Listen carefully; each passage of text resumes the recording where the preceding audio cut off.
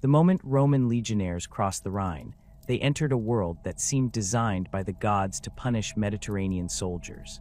The familiar sight of olive groves, vineyards, and sun-baked hills gave way to an endless expanse of primeval forest that stretched beyond the horizon like a green ocean of hostility. This was Germania, not the civilized provinces of Gaul with their Roman roads and established settlements, but the raw, untamed heartland where nature itself became Rome's most formidable enemy.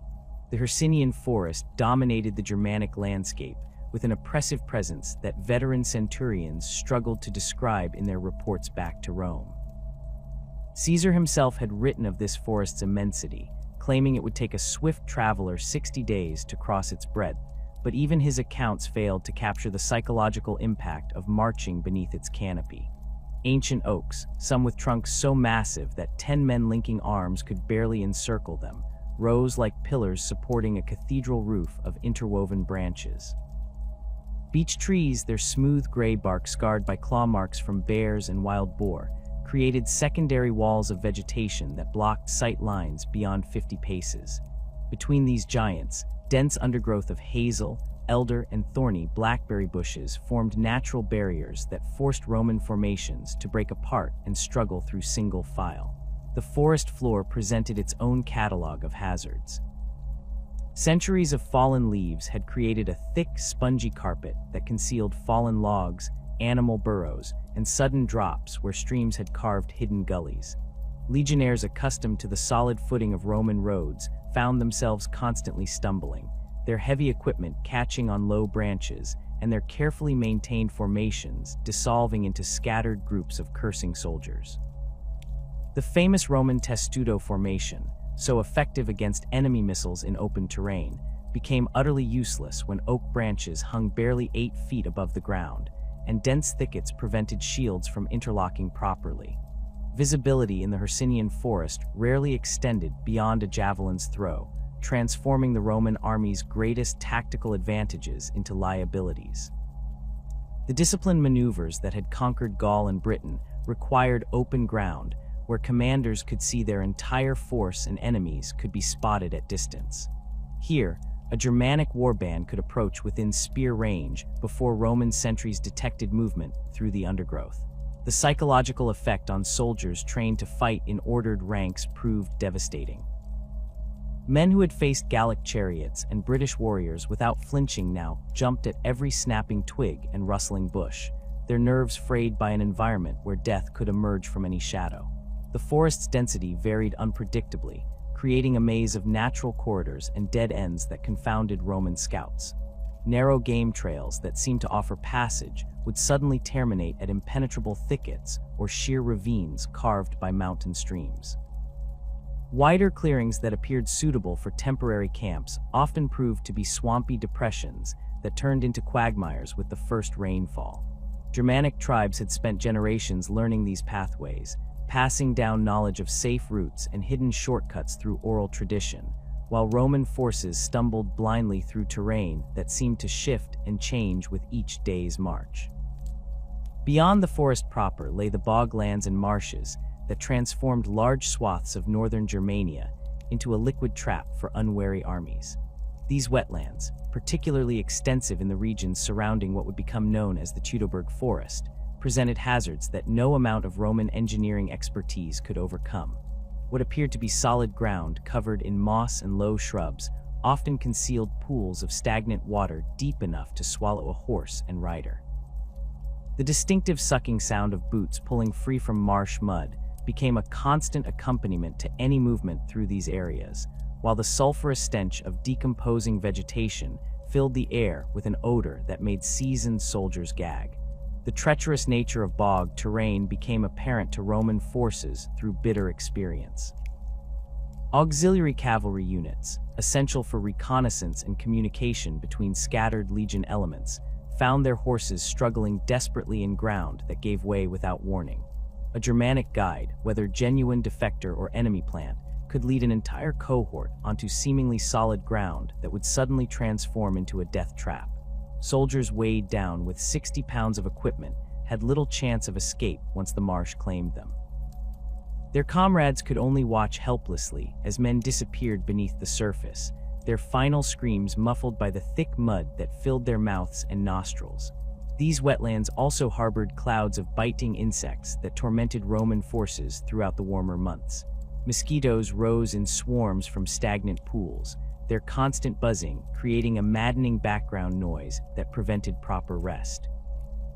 Biting flies attacked exposed skin with such ferocity that sentries struggled to maintain alertness while constantly swatting at their tormentors.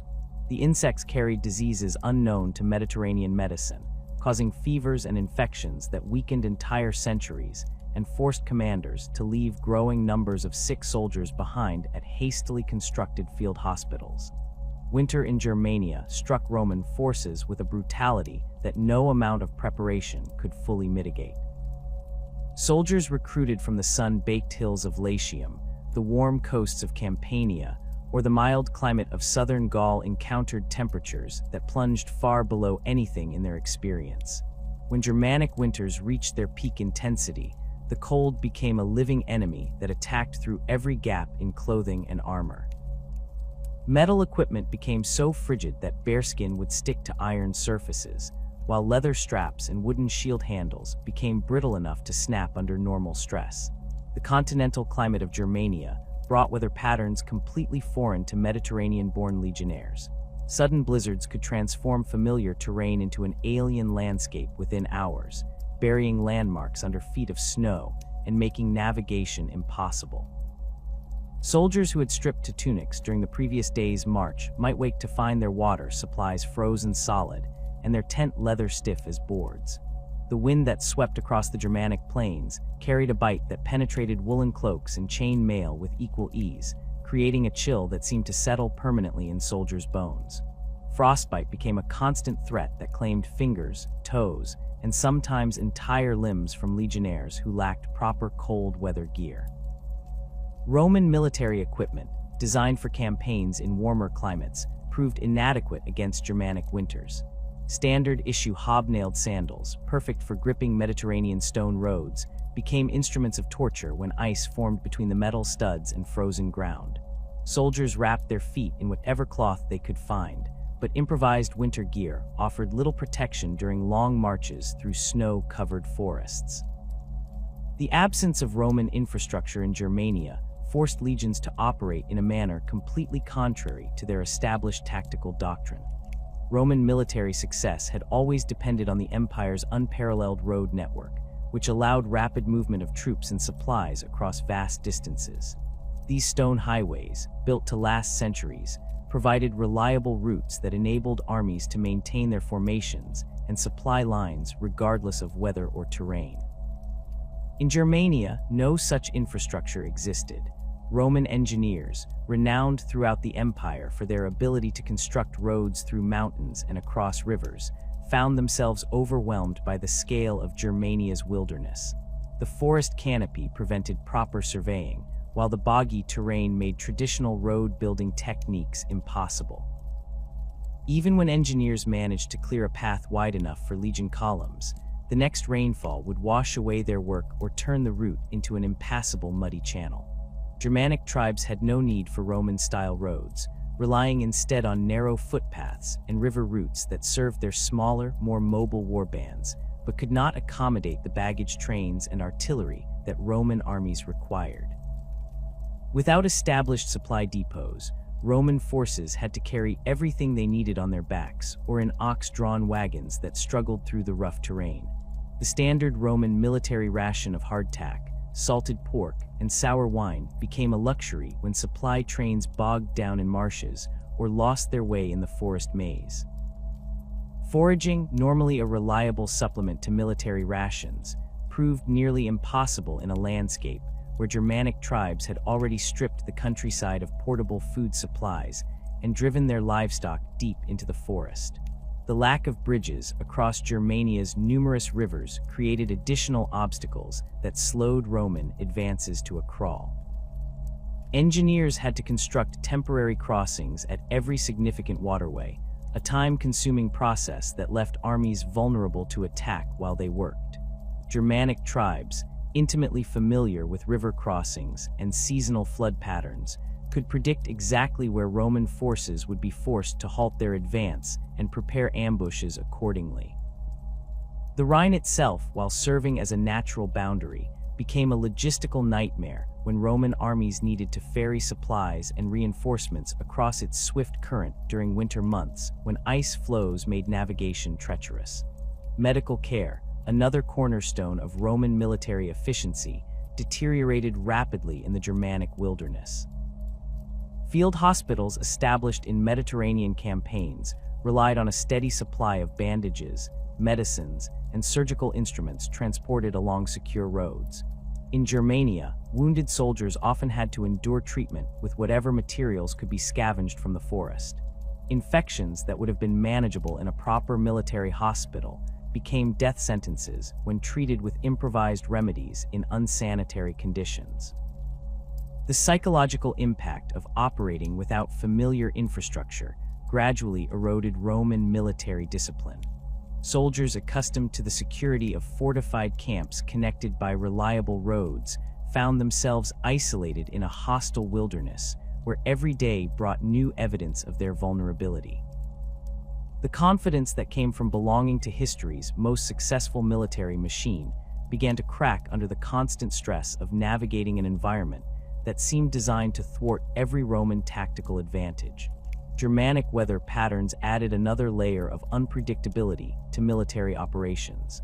Sudden thunderstorms could turn dry stream beds into raging torrents that swept away bridges and supply wagons. Fog banks that rolled in without warning reduced visibility to arm's length, making coordinated movements impossible and leaving isolated units vulnerable to surprise attacks. The short daylight hours of Germanic winters compressed the time available for marching and construction work, while the long nights provided Germanic raiders with extended periods of darkness for launching attacks against Roman positions. The Germanic wilderness proved merciless not only in its terrain and climate, but in how it systematically destroyed the very foundation of Roman military might, the standardized equipment and supply systems that had conquered the Mediterranean world. Every legionnaire who crossed the Rhine carried the burden that had earned them the nickname Marius Mules, a crushing load of gear that weighed between 60 and 70 pounds when fully equipped for campaign. This massive burden, manageable on Roman roads with their regular supply stations and predictable marching conditions, became an instrument of torture in Germania's unforgiving landscape. The standard Legionnaire's kit represented centuries of military evolution and battlefield experience. Each soldier bore a larica segmentata, the iconic segmented armor that weighed approximately 25 pounds when complete with all its bronze hinges, iron plates, and leather strapping. Over this went the heavy woolen sagum cloak, essential protection against Germanic weather, but adding another 8 pounds when soaked with rain. The scudum shield, constructed from laminated wood strips covered in linen and leather with an iron boss, contributed an additional 22 pounds to the load. A gladius sword, pugio dagger, and 2 pila javelins added another 15 pounds of weaponry that every legionnaire carried regardless of his specific role within the century. Beyond weapons and armor, each soldier hauled the tools necessary for constructing the fortified camps that defined Roman military doctrine.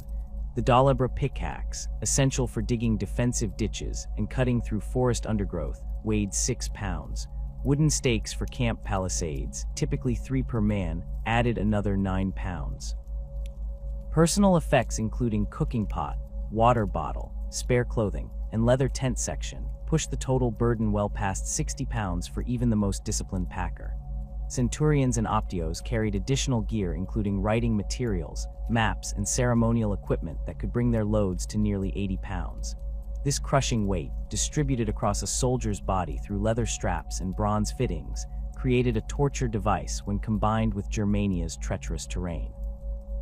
Legionnaires who had marched 25 miles daily on Gallic roads found themselves struggling to cover 10 miles through Germanic forests.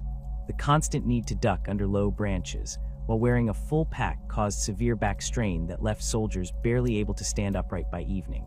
Narrow forest paths forced men to march single file, preventing the mutual support that normally helped soldiers manage their loads during river crossings or steep climbs. The weight distribution became particularly problematic when negotiating Germania's ubiquitous fallen logs and stream crossings. A soldier carrying 60 pounds of gear had virtually no chance of maintaining balance when a moss-covered log shifted unexpectedly, or when stepping stones proved more slippery than anticipated. Falls under such loads frequently resulted in serious injuries, as men crashed to the ground with enough force to break ribs or dislocate shoulders. The iron components of their equipment, designed to protect against enemy weapons, became hazardous projectiles that could cause additional trauma during these accidents. Marsh crossings transformed the standard military load into a potential death sentence. The suction created by bog mud made it nearly impossible for heavily laden soldiers to extract themselves once they began sinking. The weight that had seemed manageable on solid ground became an anchor that dragged men deeper into the mire.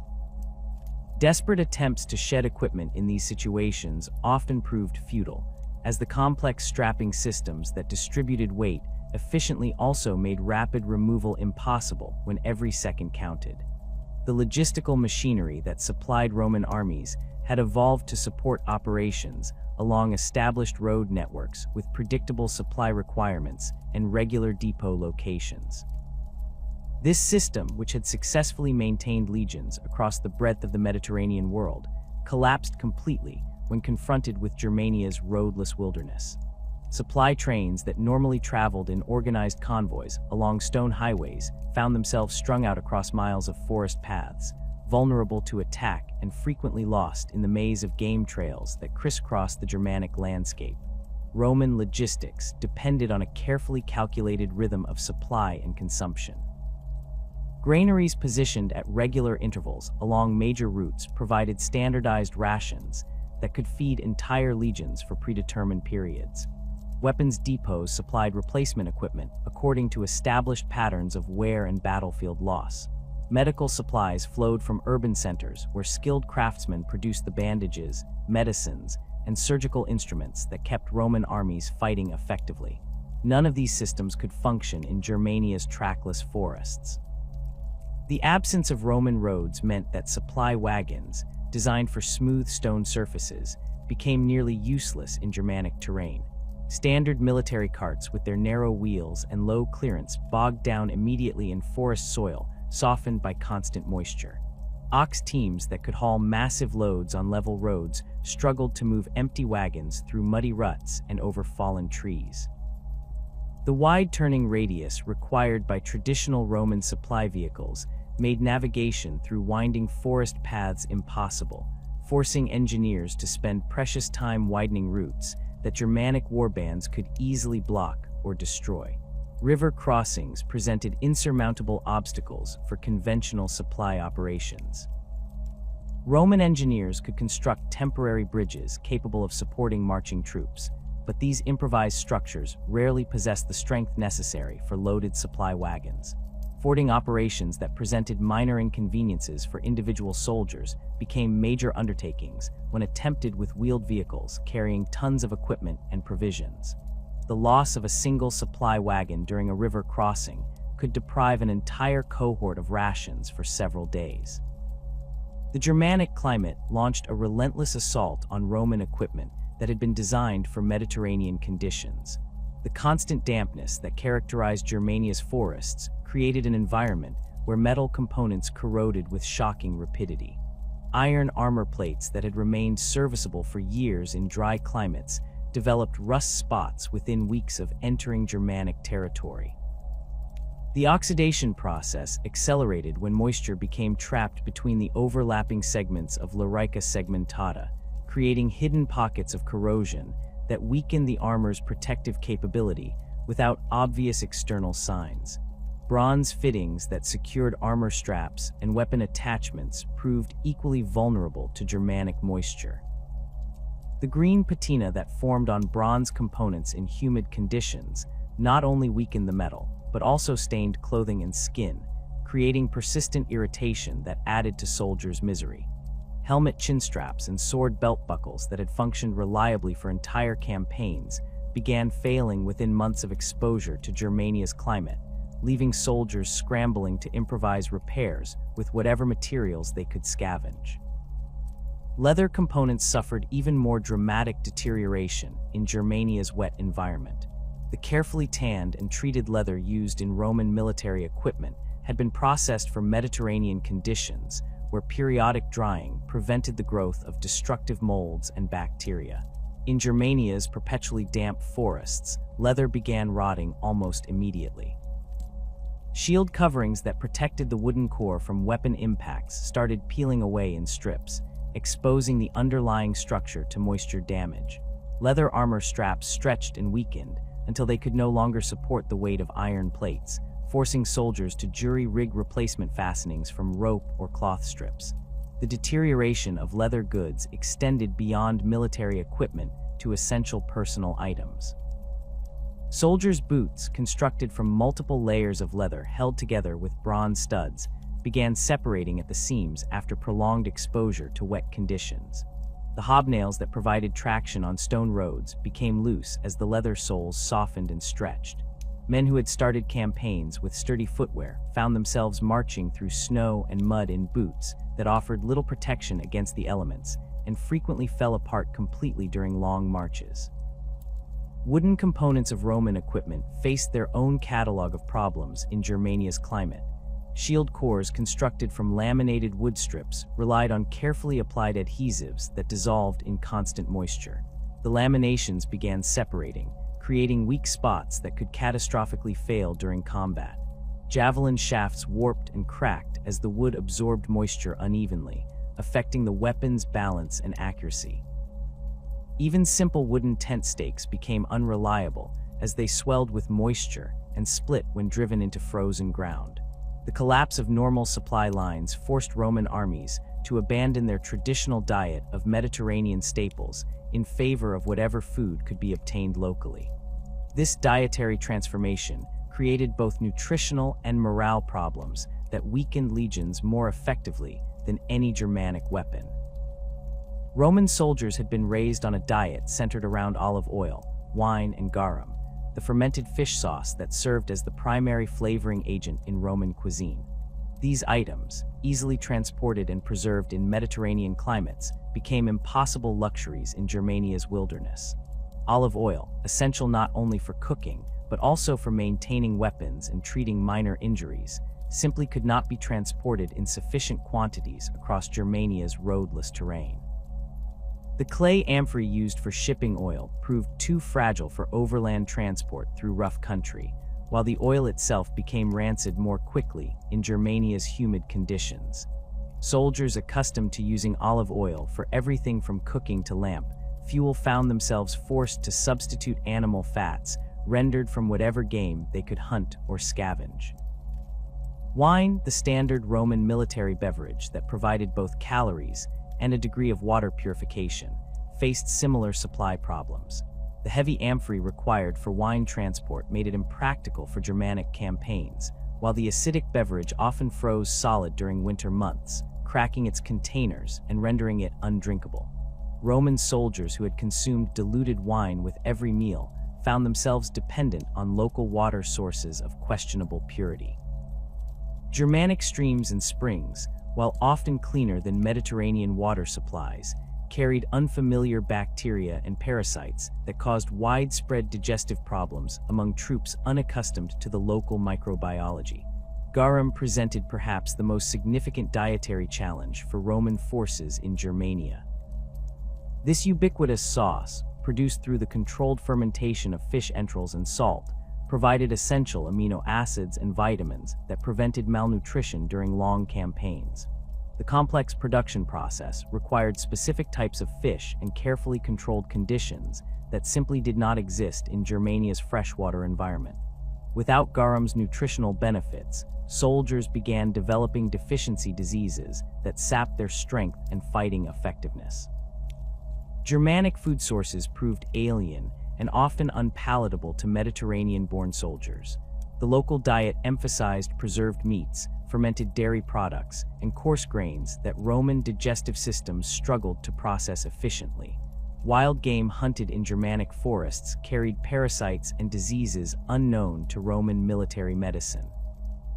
Soldiers who attempted to supplement their rations with foraged plants frequently suffered poisoning from species that resembled edible Mediterranean varieties, but contained dangerous alkaloids or toxins.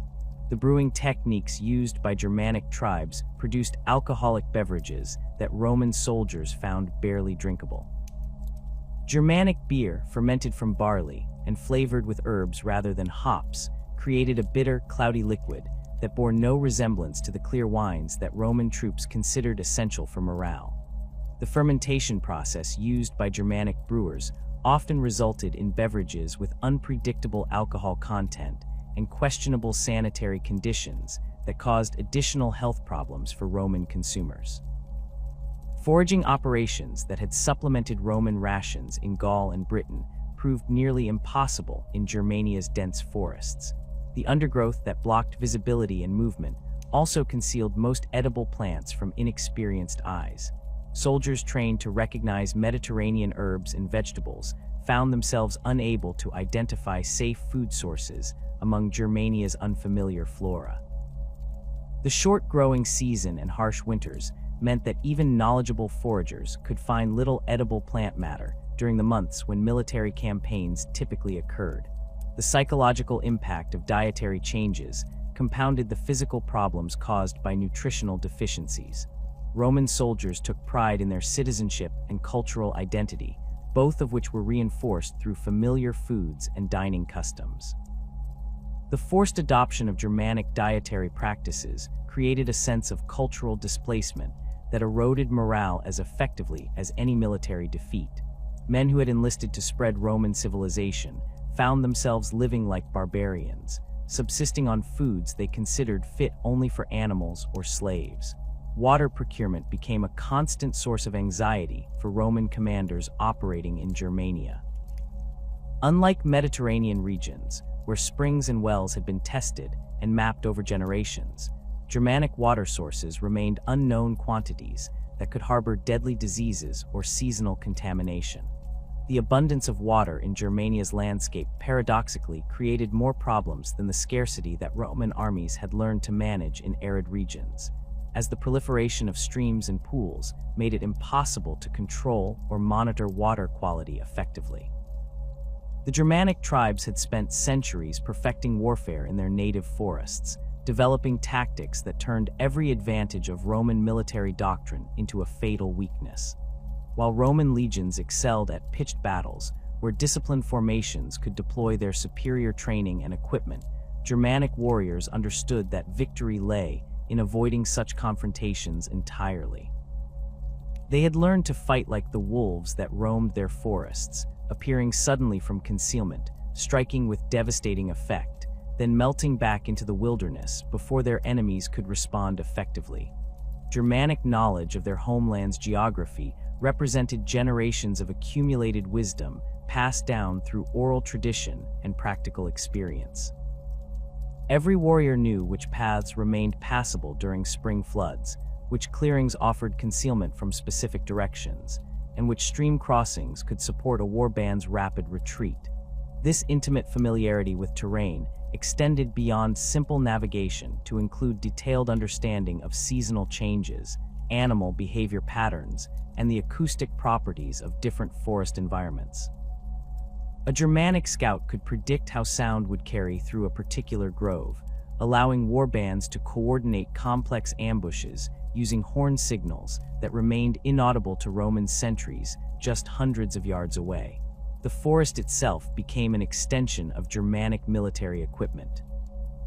Warriors learned to read the subtle signs that revealed recent passage of large groups, broken twigs at specific heights, disturbed undergrowth patterns, and the distinctive marks left by Roman hobnailed sandals in soft earth. They could determine the size of Roman forces, their direction of travel, and approximate timing based on evidence that would remain invisible to Mediterranean-born soldiers.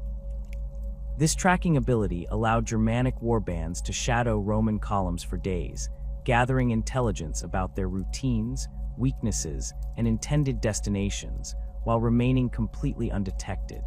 Germanic warriors exploited their terrain knowledge to establish networks of hidden supply caches and escape routes that supported extended guerrilla campaigns. Unlike Roman armies that required massive baggage trains and established supply lines, Germanic warbands could sustain themselves indefinitely using pre-positioned food stores, weapon caches, and emergency shelters scattered throughout their territory. These hidden resources, often concealed in natural caves or buried beneath distinctive landmarks, allowed warriors to operate far from their home villages while maintaining the mobility necessary for effective hit-and-run tactics. The psychological advantage gained through superior terrain knowledge proved as valuable as any physical preparation. Germanic warriors fought with the confidence that came from operating in familiar surroundings, while Roman soldiers struggled with the constant stress of navigating hostile, unknown territory. This confidence manifested in bold, tactical decisions that caught Roman commanders off guard. Germanic warbands would establish ambush positions in locations that seemed impossible to reach or escape from, knowing that their intimate knowledge of hidden paths and natural fortifications provided options invisible to their enemies. Germanic hit-and-run tactics systematically negated every advantage that had made Roman legions the dominant military force in the ancient world. Roman military doctrine emphasized the decisive engagement where superior discipline, equipment, and training could destroy enemy forces in a single battle. Germanic warriors understood that such battles represented their greatest weakness and Roman strength, so they developed tactics specifically designed to prevent decisive engagements while inflicting maximum casualties on their enemies. The basic Germanic ambush followed patterns refined through centuries of tribal warfare and hunting dangerous game. Warbands would position themselves along narrow forest paths where Roman columns had to march in single file, with the main striking force concealed on one side of the trail and secondary groups positioned to block escape routes. The initial attack focused on the column's center, where confusion would spread most rapidly and where Roman officers typically positioned themselves. Javelins and spears launched from close range could penetrate Roman armor before legionnaires had time to raise their shields or form defensive positions. The timing of Germanic attacks demonstrated sophisticated understanding of Roman military psychology and procedures. Rather than striking immediately when Roman forces entered the killing zone, experienced warband leaders waited until the column had become strung out and individual sentries lost visual contact with adjacent units. This patience allowed Germanic forces to isolate specific segments of Roman columns, overwhelming them with local numerical superiority while preventing mutual support between different parts of the legion. Germanic warriors showed particular skill at exploiting the moments when Roman formations were most vulnerable. River crossings provided ideal opportunities for ambush, as legionnaires crossing streams had to focus on maintaining their footing while their equipment became waterlogged and their formations disrupted. Germanic forces would allow the first elements of a Roman column to cross safely, then attack the main body while it was divided by the water obstacle. The psychological impact of watching comrades being slaughtered on the opposite bank while being unable to provide assistance proved devastating to Roman morale. Camp construction periods offered another recurring opportunity for Germanic attacks. Roman military doctrine required the construction of fortified camps at the end of each day's march, a process that occupied several hours and required soldiers to set aside their weapons while working with construction tools. Germanic scouts monitored these activities from concealment, timing their attacks for the moment when Roman defenses remained incomplete, but soldiers had already dispersed to their construction tasks. These twilight assaults caught Roman forces in the worst possible tactical situation, scattered, partially armed, and operating in fading light that favored attackers who knew the terrain intimately. The withdrawal phase of Germanic attacks proved as carefully planned as the initial assault. Rather than attempting to hold ground or pursue fleeing enemies, Germanic warriors would disengage at predetermined signals and disperse along multiple escape routes that led deeper into the forest. This disciplined retreat prevented Roman forces from inflicting retaliatory casualties and ensured that the same war band could strike again within days at a completely different location. The speed of Germanic withdrawal often left Roman commanders uncertain whether they had faced a major tribal army or a small raiding party, making it impossible to develop appropriate countermeasures. Germanic psychological warfare exploited Roman fears and cultural prejudices with devastating effectiveness.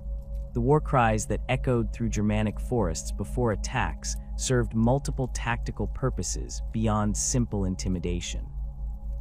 These vocalizations, often incorporating animal sounds and rhythmic chanting, created acoustic confusion that made it difficult for Roman forces to determine the size and location of attacking forces. The sound of hundreds of warriors howling like wolves or roaring like bears tapped into primal fears that transcended military training, causing even veteran legionnaires to experience panic responses that disrupted their ability to follow orders and maintain formations.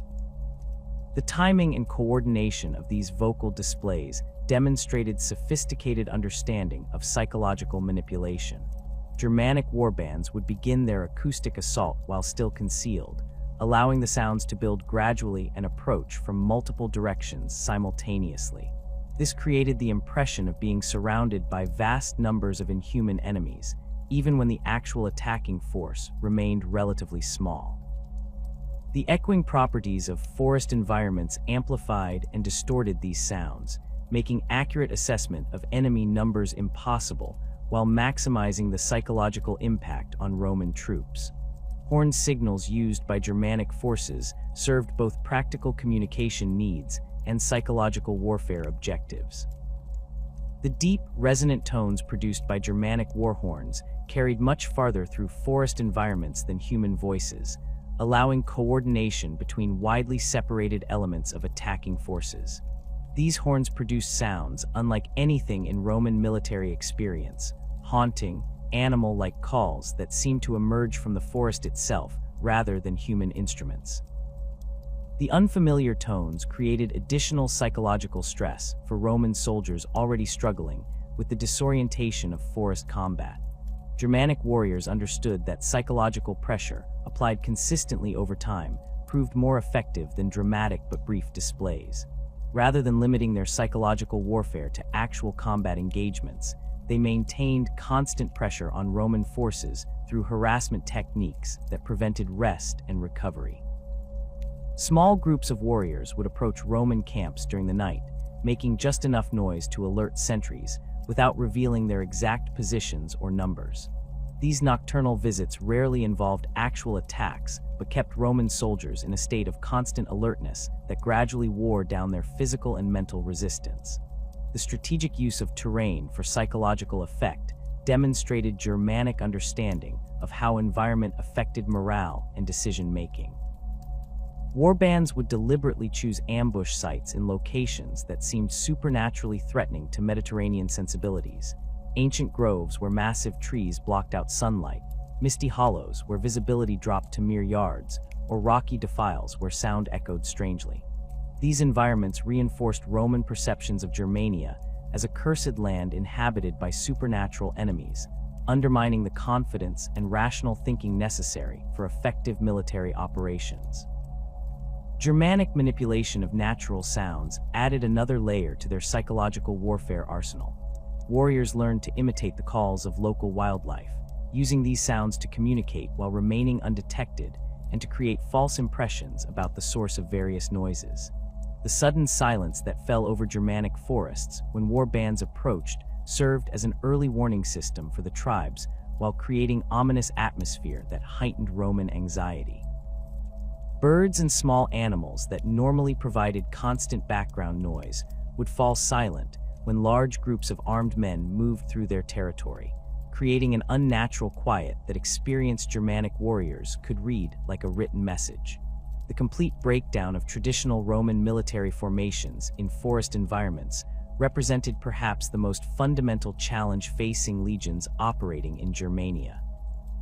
Roman tactical doctrine had evolved over centuries of Mediterranean warfare, where visibility, open ground, and predictable terrain allowed commanders to deploy their forces according to established patterns that maximized the advantages of disciplined troops fighting in coordinated units. The manipular system that had conquered Italy, and later the cohort-based reforms that had extended Roman power across the Mediterranean, both depended on the ability to maintain visual contact between units and to maneuver in response to changing battlefield conditions. Dense forest undergrowth made it impossible for Roman officers to observe more than a fraction of their forces at any given time. Centurions accustomed to commanding centuries, deployed in neat rectangular formations, found themselves leading scattered groups of soldiers who struggled through vegetation in single file. The careful spacing that allowed individual legionnaires to use their weapons effectively became impossible to maintain when trees, bushes, and fallen logs forced constant changes in direction and formation density. Men who had trained extensively in coordinated sword work found themselves isolated from their comrades, unable to provide mutual support or receive assistance when attacked. The famous Roman testudo formation, which had proven devastatingly effective against enemy missile weapons in open terrain, became not merely useless but actually dangerous in forest conditions. The overlapping shields that created an impenetrable barrier against arrows and javelins could not be maintained when low-hanging branches prevented proper shield positioning. Attempts to form testudo in wooded areas resulted in soldiers becoming entangled with each other and the vegetation, creating immobile targets that Germanic warriors could attack with impunity. The psychological impact of losing their most reliable defensive formation left Roman soldiers feeling naked and vulnerable, even when carrying full equipment loads. Standard Roman battle lines that depended on maintaining specific intervals between soldiers could not function when terrain features forced constant adjustments to spacing and alignment. The gladius, designed for close quarters combat in tight formations where soldiers could support each other, became less effective when wielded by isolated individuals fighting separate engagements scattered throughout the forest. Germanic warriors, armed with longer spears and fighting in familiar terrain, could engage Roman soldiers from distances and angles that negated the advantages of Roman sword techniques and armor design. The command and control systems that enabled Roman tactical flexibility collapsed completely in forest environments, where visual and audible communication became nearly impossible. Roman military signals that relied on flag displays and trumpet calls could not function when trees blocked sight lines and dense vegetation muffled sound transmission. Orders that would have reached entire legions instantaneously on open battlefields took hours to transmit through forest terrain, by which time tactical situations had changed completely. This communication breakdown left individual units fighting isolated actions without coordination or mutual support, exactly the conditions that favored Germanic guerrilla tactics over Roman conventional warfare. The catastrophe that befell Publius Quinctilius Varus and his 3 legions in the Teutoburg forest represents the most complete military disaster in Roman history, a methodical destruction so thorough that it fundamentally altered the trajectory of Roman expansion and left psychological scars that persisted for generations. The man responsible for orchestrating this annihilation was Arminius, a Germanic chieftain who had served as an auxiliary commander in the Roman army for years, learning Roman tactics, studying their weaknesses, and earning the trust that would ultimately enable him to lead an entire army to its doom. Arminius possessed advantages that no previous Germanic leader had enjoyed in conflicts with Rome. His service as an auxiliary officer had provided him with intimate knowledge of Roman military procedures, command structures, and tactical doctrine. He understood how Roman armies moved, how they made camp, and most crucially, how their rigid adherence to established procedures could be exploited by an enemy who knew what to expect. His Roman citizenship and equestrian rank had granted him access to strategic planning sessions, where he observed how Roman commanders thought and made decisions. This intelligence proved invaluable when designing a trap that would exploit every Roman weakness while negating their traditional advantages. The Germanic chieftain had spent months, possibly years, preparing for the ambush that would destroy Varus's army. he coordinated with multiple tribal leaders across a vast area, convincing traditional enemies to set aside their differences for the opportunity to strike a devastating blow against Roman power. This diplomatic achievement represented a level of inter-tribal cooperation rarely seen in Germanic politics, where clan loyalties and ancient feuds typically prevented large-scale military coordination. Arminius managed to unite Cherusci, Marsi, Chatti, and Bructeri warriors under a single command structure, creating a force capable of overwhelming Roman legions through sheer numbers and superior terrain knowledge.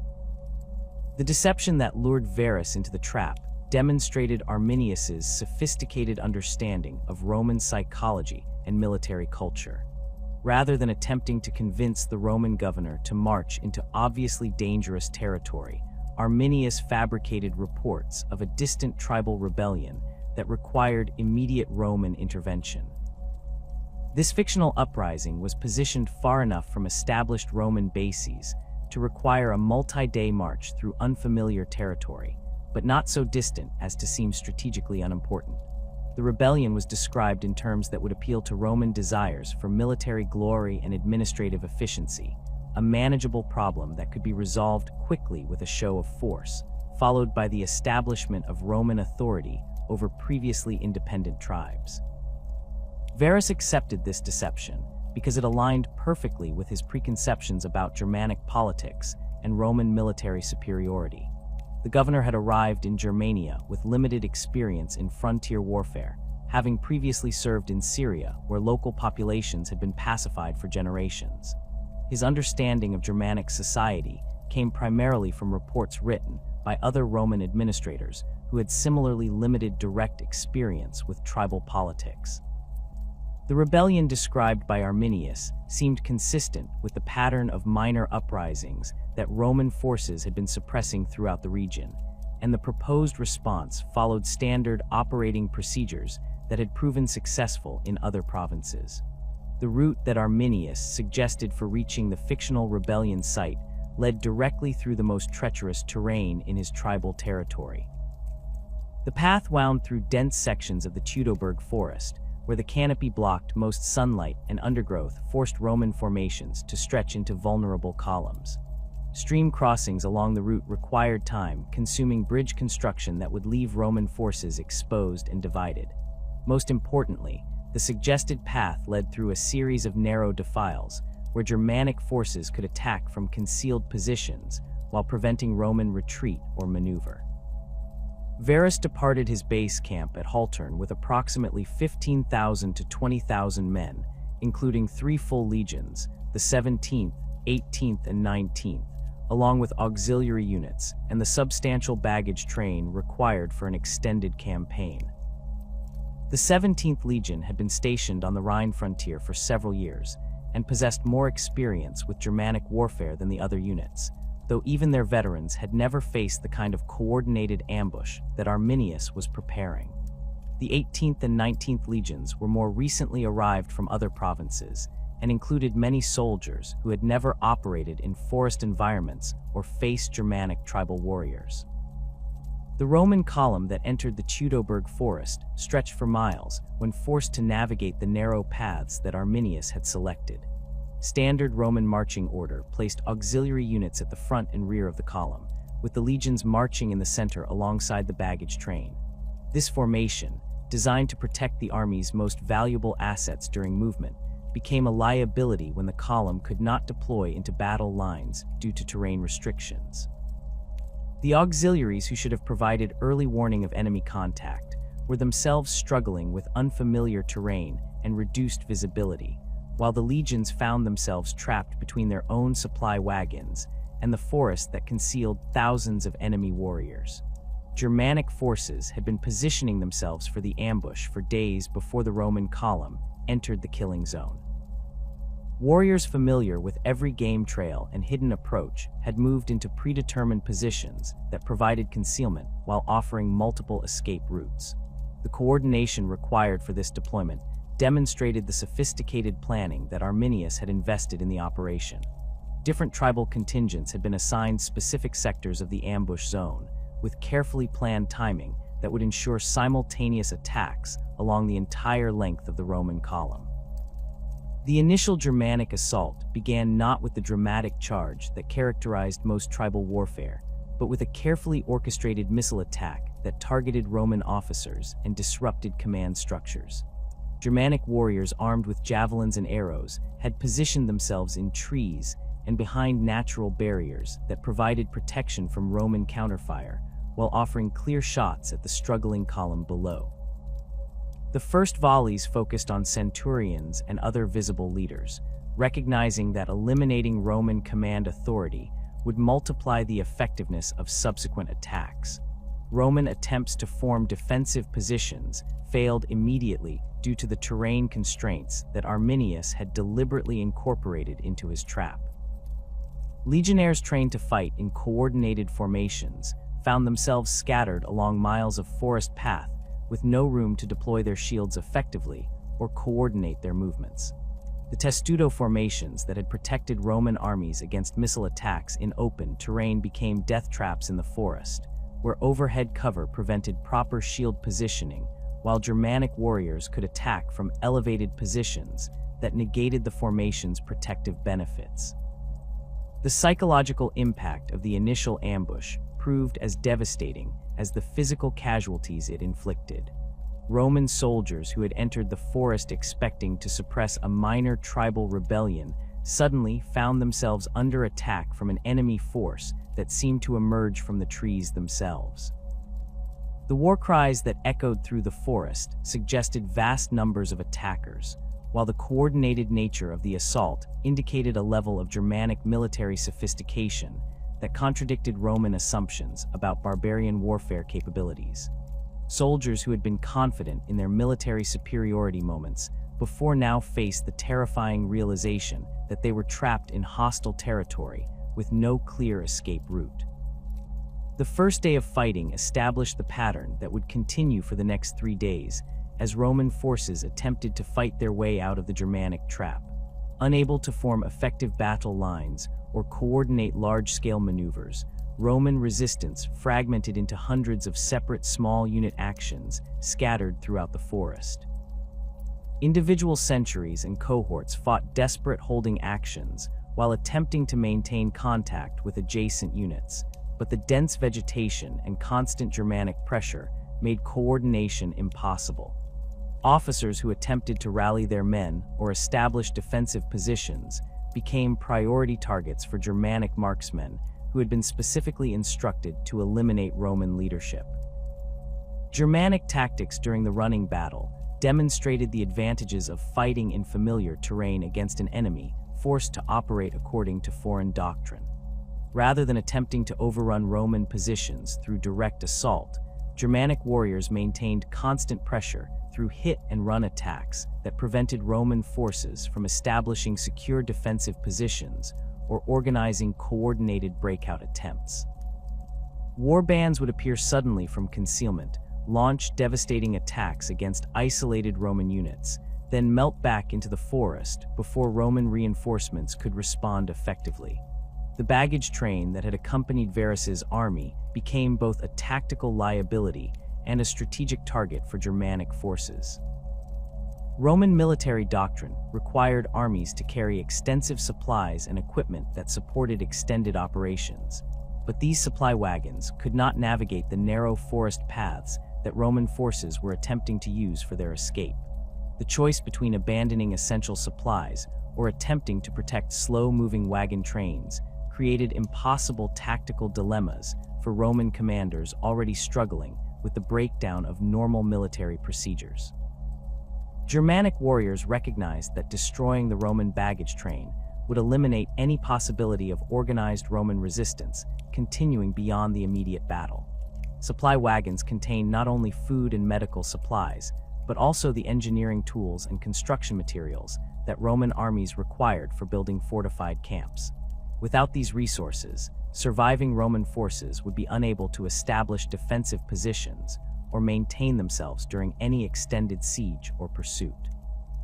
The systematic destruction of Roman supply capabilities ensured that even soldiers who survived the initial ambush would face starvation and exposure in the hostile Germanic wilderness. The second day of the running battle saw the complete collapse of Roman unit integrity as the three legions dissolved into scattered groups of soldiers fighting for individual survival rather than coordinated military objectives. Centurions who had maintained discipline during the first day's fighting found their authority meaningless when their centuries had been scattered across miles of forest and normal communication methods had failed completely. The Roman military hierarchy that had proven so effective in conventional warfare became irrelevant when officers could not locate their subordinates or coordinate actions between different units. Germanic pressure intensified throughout the second day as additional tribal warriors joined the battle after learning of the successful ambush. The prospect of participating in the destruction of 3 Roman legions attracted warriors from tribes that had not been part of Arminius's original coalition, creating a snowball effect that brought thousands of additional enemies into the fight. These reinforcements brought fresh energy and supplies to the Germanic effort, while Roman forces grew progressively weaker due to casualties, exhaustion, and the psychological strain of continuous combat in impossible conditions. Roman attempts to break out of the Germanic encirclement failed repeatedly as Arminius demonstrated his understanding of Roman tactical thinking by anticipating and countering every escape attempt. When Roman forces attempted to concentrate for a coordinated breakthrough, Germanic warriors would intensify their attacks against the flanks and rear of the forming assault force, preventing the Romans from achieving the concentration necessary for success. When Roman units attempted to disperse and escape individually through the forest, Germanic pursuit forces familiar with every path and hiding place would hunt down the scattered groups before they could reach safety. The third day brought the final collapse of organized Roman resistance as the surviving legionnaires faced the reality that no relief force would arrive and no escape route remained open. Germanic forces had successfully sealed every path leading back toward Roman territory while maintaining pressure that prevented Roman forces from establishing any secure positions where they might regroup for a final stand. The psychological impact of this hopeless situation proved as destructive as the physical casualties, as Roman military discipline finally broke down under the strain of 3 days of continuous defeat and mounting losses. The systematic hunting down of Roman survivors during the final phase of the battle demonstrated the thoroughness of Arminius's planning and the determination of Germanic forces to achieve complete victory. Rather than allowing scattered Roman groups to escape into the wilderness where they might eventually reach safety, Germanic pursuit forces tracked down individual soldiers and small groups with the persistence of professional hunters. The intimate knowledge of local terrain that had enabled the initial ambush now facilitated a methodical cleanup operation that eliminated virtually every Roman who had entered the forest. The capture of senior Roman officers during the final collapse provided Germanic forces with opportunities for ritual sacrifice that served both religious and psychological purposes. Germanic religious practices included human sacrifice as a means of honoring their gods and ensuring victory in future conflicts. But the sacrifice of high-ranking Roman prisoners also sent a powerful message to other Roman forces and administrators throughout the frontier region. The ritualistic nature of these executions, conducted according to Germanic religious traditions, demonstrated that the destruction of Varus's army represented more than a military victory. It was a religious and cultural rejection of Roman authority and values. The discovery of sacrificial sites by later Roman expeditions revealed the horrific fate that had befallen captured officers and provided graphic evidence of Germanic religious practices that Romans found deeply disturbing. Roman prisoners had been bound to trees and subjected to ritual torture that served both sacrificial purposes and psychological warfare objectives. The systematic nature of these executions, with bodies arranged according to Germanic religious symbolism, created powerful images that reinforced Roman fears about the savage nature of their Germanic enemies, while demonstrating the complete reversal of power relationships that the battle had achieved. The loss of the 3 legion standards represented a catastrophe that transcended mere military defeat and struck at the heart of Roman identity and prestige. The aquila carried by each legion served as sacred symbols that embodied the unit's honor, history, and connection to Roman religious and political authority. The capture of these standards by Germanic forces represented not only a tactical victory, but a spiritual triumph that elevated the status of Germanic warriors while humiliating Roman military pride. The psychological impact of losing the eagles resonated throughout the Roman military establishment and contributed to recruitment difficulties that persisted for years after the disaster. The complete annihilation of 3 veteran legions eliminated approximately 1/8 of Rome's total military strength and created strategic vulnerabilities that forced fundamental changes in Roman frontier policy. The 17th, 18th, and 19th legions were never reconstituted, and their numbers were retired from the Roman military system as a mark of the disgrace associated with their destruction. This decision reflected the magnitude of the disaster and its impact on Roman military morale, as the very mention of these unit designations served as a reminder of Rome's most complete military failure. The psychological warfare that preceded actual combat often proved as decisive as the battles themselves, and no aspect of Germanic military culture struck more terror into Roman hearts than the physical presence of their warriors. Roman soldiers, accustomed to fighting enemies of Mediterranean build and appearance, found themselves confronting men who seemed to emerge from their worst nightmares about barbarian savagery. Tacitus, writing from accounts of survivors and military reports, described Germanic warriors as exceptionally tall by Roman standards, with many standing well over 6 feet in height when the average Roman legionnaire measured closer to 5.5 feet. This height advantage became magnified in close combat situations where Germanic warriors could strike downward with their long spears, while Roman soldiers struggled to reach vulnerable targets on their opponents. The fair hair that characterized many Germanic tribes created an otherworldly appearance that Romans associated with supernatural beings rather than mortal enemies. Golden blonde and reddish hair colors, rarely seen among Mediterranean populations, caught sunlight filtering through forest canopies in ways that made Germanic warriors appear to glow with an inner fire. When combined with their practice of treating their hair with lime-based solutions that bleached it even lighter and stiffened it into intimidating spikes and crests, Germanic warriors achieved a fearsome appearance that transcended normal human features. Roman soldiers reported that attacking Germanic forces resembled demons or forest spirits more than human beings, particularly when glimpsed through the shadows and mist of their woodland battlefields. The fierce blue and gray eyes common among Germanic peoples added another unsettling element to their appearance. Roman literature frequently commented on the intensity of Germanic gazes, describing eyes that seemed to burn with barely contained violence. These pale eyes, often set in faces bronzed by outdoor living and marked by ritual scars, created a predatory appearance that Romans found deeply disturbing. The psychological impact of facing enemies whose very appearance challenged Roman concepts of normal human features cannot be overstated, particularly for soldiers already struggling with the disorientation of fighting in unfamiliar terrain under impossible conditions. Germanic warriors cultivated their intimidating appearance through deliberate practices that enhanced their natural physical advantages. Many tribes practiced ritual scarification that created distinctive patterns on faces and arms, marking warriors who had proven themselves in combat while creating a fearsome appearance that served both ceremonial and psychological purposes. These scars, often arranged in geometric patterns or stylized representations of animals, transformed human faces into masks of controlled violence that spoke of experience with pain and death.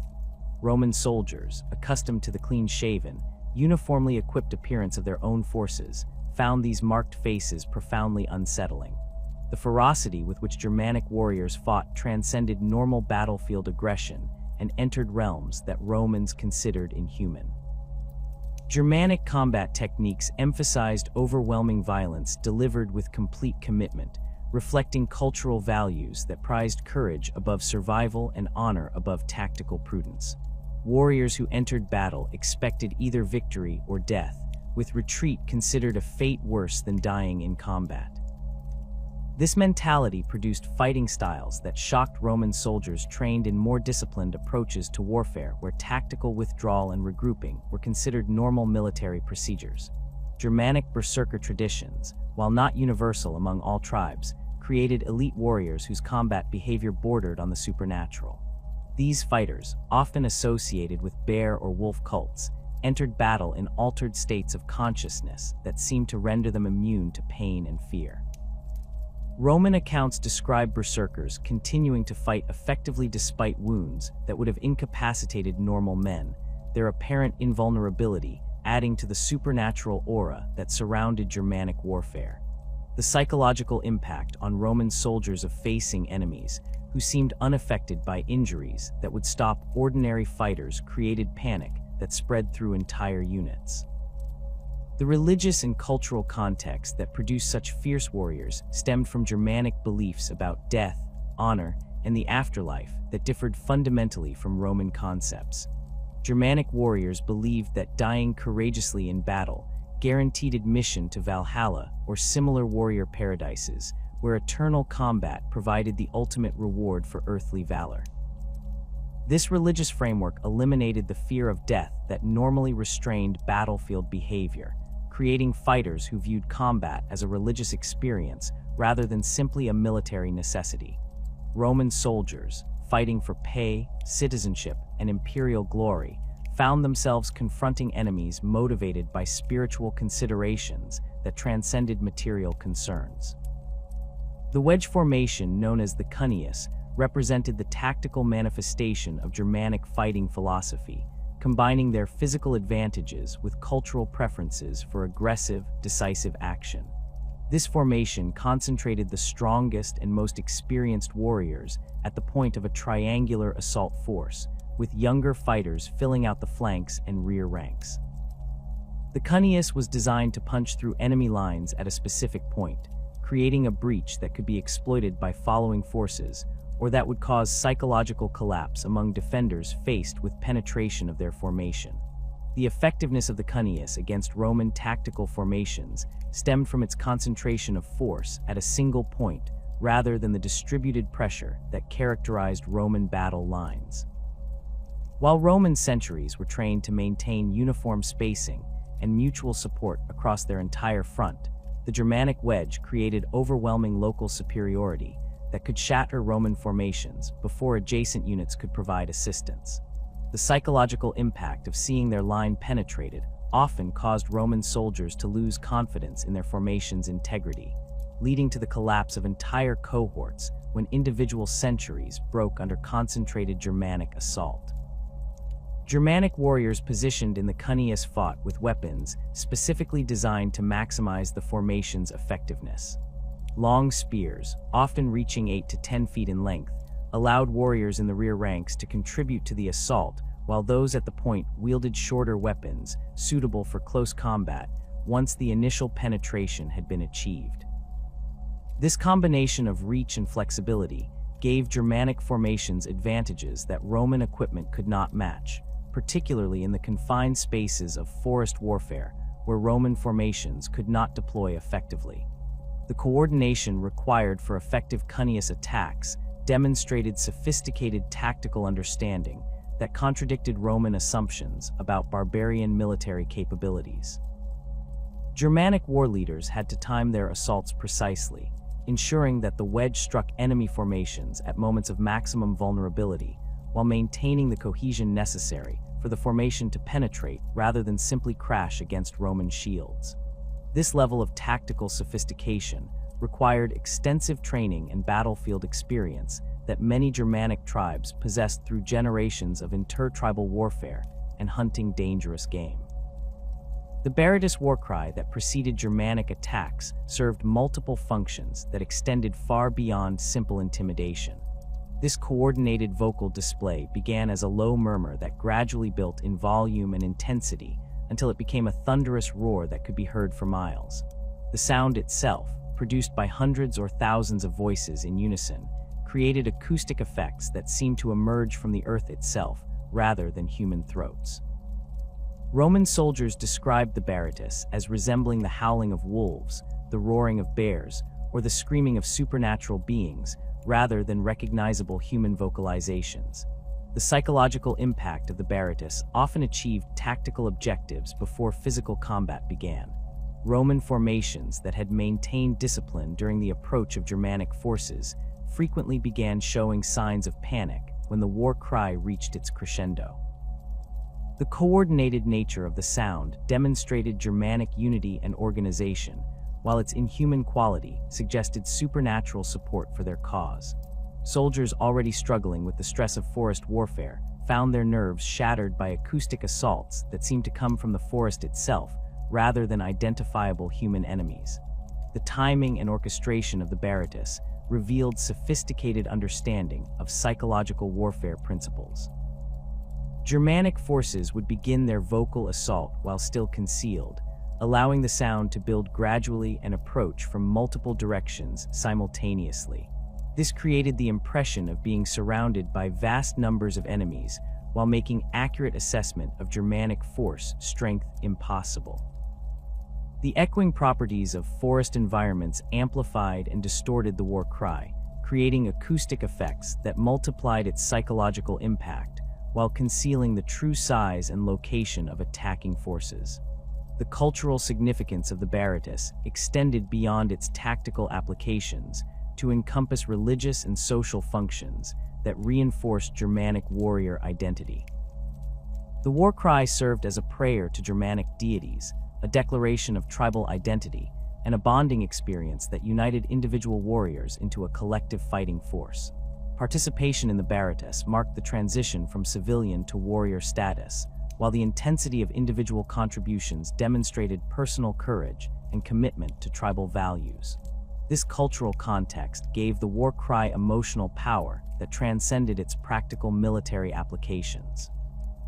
The practice of taking heads as trophies represented one of the most disturbing aspects of Germanic warfare from the Roman perspective, combining practical military objectives with religious and cultural traditions that Romans found incomprehensible.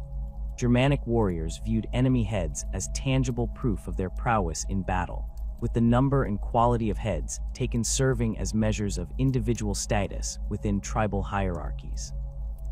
The heads of particularly notable enemies, especially Roman officers, carried special significance that elevated the warrior's reputation and provided spiritual benefits according to Germanic religious beliefs.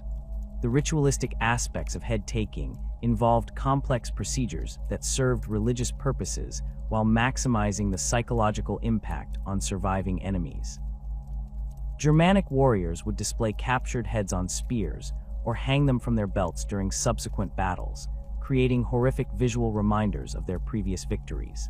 The preservation techniques used to maintain these trophies for extended periods demonstrated sophisticated understanding of anatomy and decomposition processes, while the artistic arrangements of multiple heads served both ceremonial and intimidation purposes. The psychological warfare value of head-taking extended beyond its immediate impact on battlefield morale to encompass long-term strategic effects that influenced Roman military recruitment and frontier policy. Stories of Germanic trophy-taking practices spread throughout the Roman military establishment, creating reluctance among potential recruits to serve in Germanic frontier regions. Veterans who had witnessed Germanic head-taking rituals carried psychological scars that affected their combat effectiveness in subsequent engagements, while the knowledge that capture meant certain mutilation and death eliminated surrender as a viable option for Roman forces facing defeat. Germanic religious beliefs that attributed spiritual power to enemy heads created additional incentives for trophy-taking that transcended simple intimidation or status-seeking.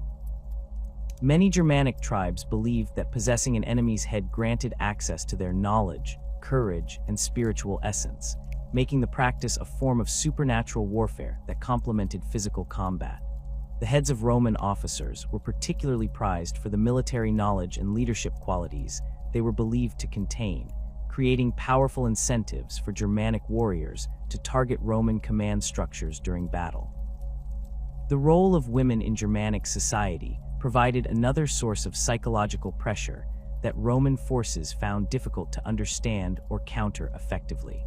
Unlike Mediterranean cultures, where women remained largely separated from military affairs, Germanic women participated actively in warfare through roles that extended far beyond simple support functions.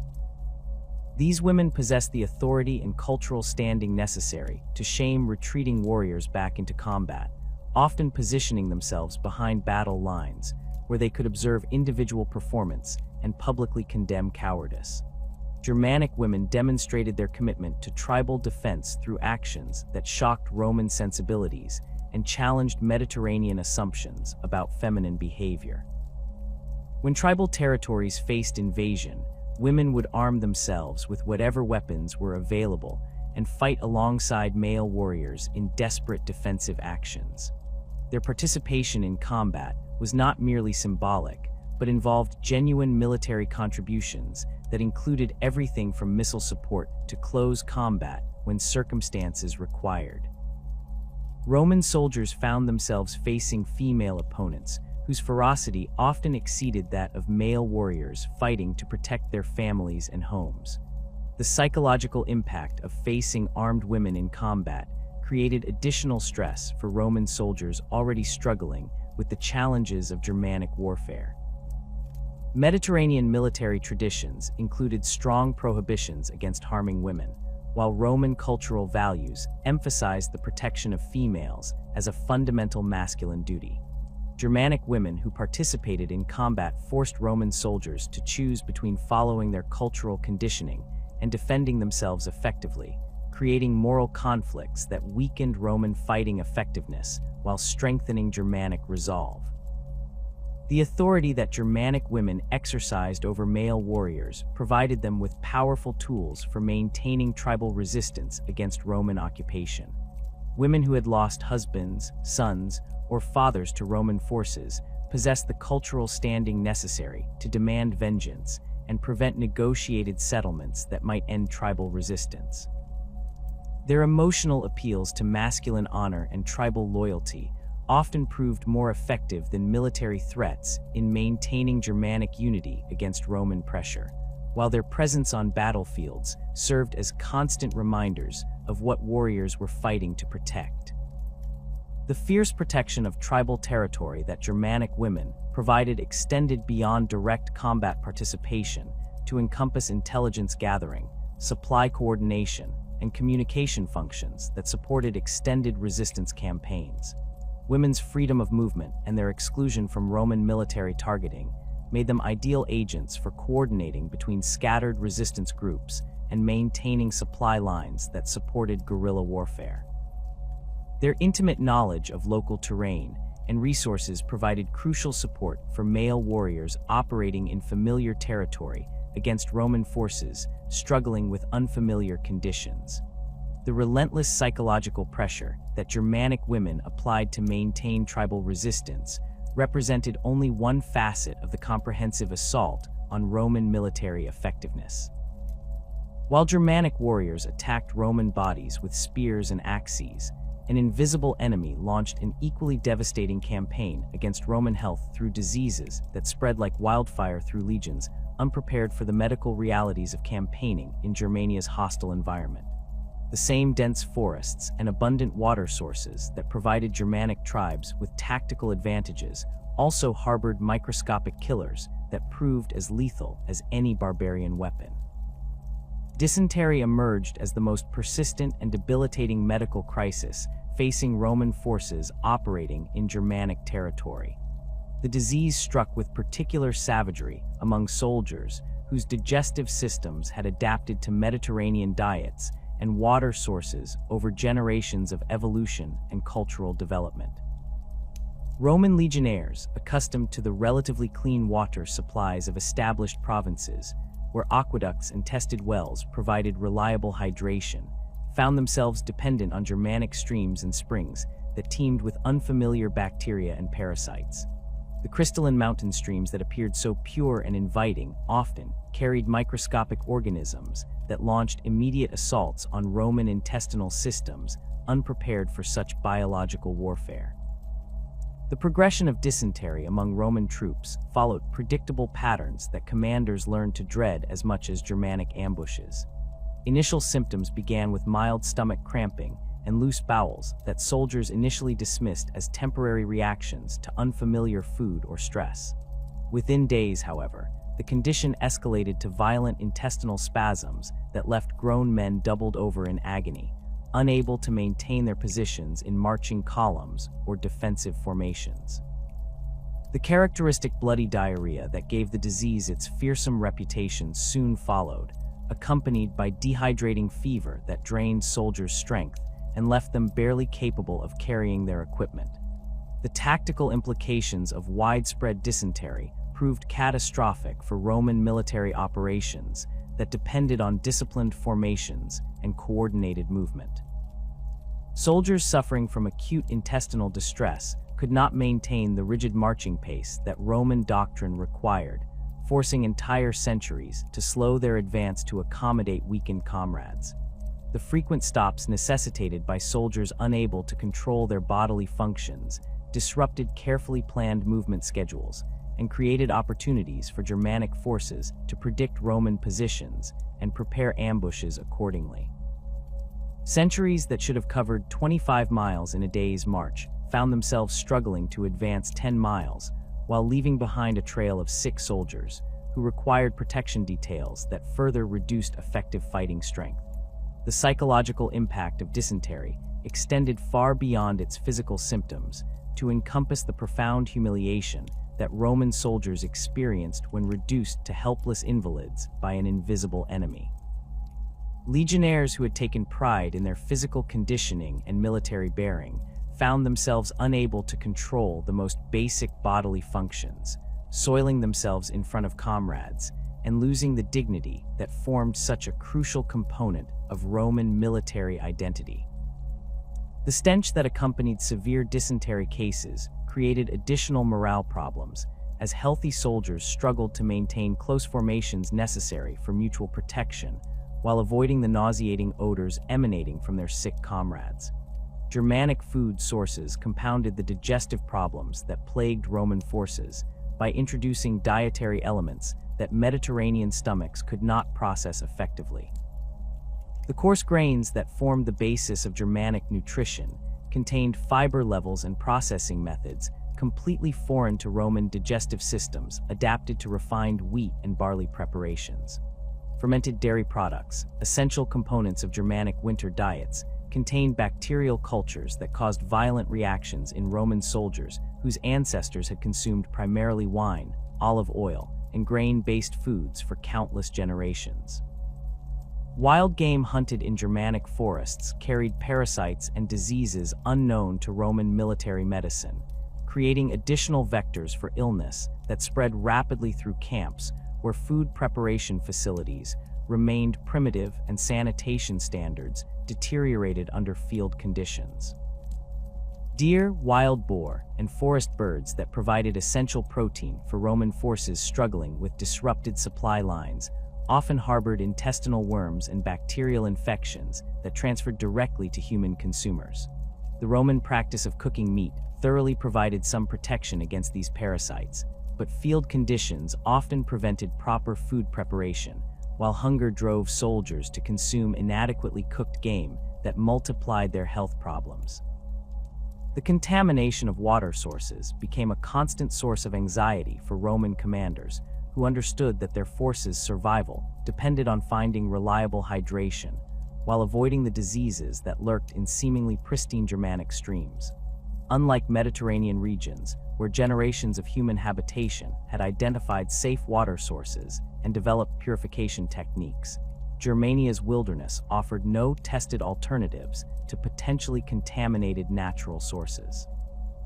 Roman engineers trained in aqueduct construction and water management found themselves helpless when confronted with the need to provide safe drinking water for thousands of soldiers operating in territory where every stream might harbor deadly microorganisms. Germanic tribes had developed immunity to local waterborne diseases through generations of exposure and natural selection, giving them another significant advantage over Roman invaders whose immune systems lacked any defense against regional pathogens. The same streams that Germanic warriors drank from safely could incapacitate entire Roman cohorts within days of consumption. This biological warfare, while unintentional, proved as effective as any planned military strategy in weakening Roman forces and reducing their combat effectiveness. The limited medical supplies available to Roman forces operating in Germania created impossible choices for military surgeons attempting to treat the growing numbers of sick and wounded soldiers under their care. Roman military medicine had evolved sophisticated techniques for treating combat injuries and common camp diseases, but these methods depended on steady supplies of imported medications, surgical instruments, and bandaging materials that could not be maintained during extended campaigns in hostile territory. Surgeons accustomed to well-equipped field hospitals found themselves reduced to using whatever materials could be scavenged from the forest, often with disastrous results that compounded rather than alleviated their patients' suffering. Infected wounds from Germanic weapons presented particularly challenging medical problems that tested the limits of Roman surgical knowledge and available resources.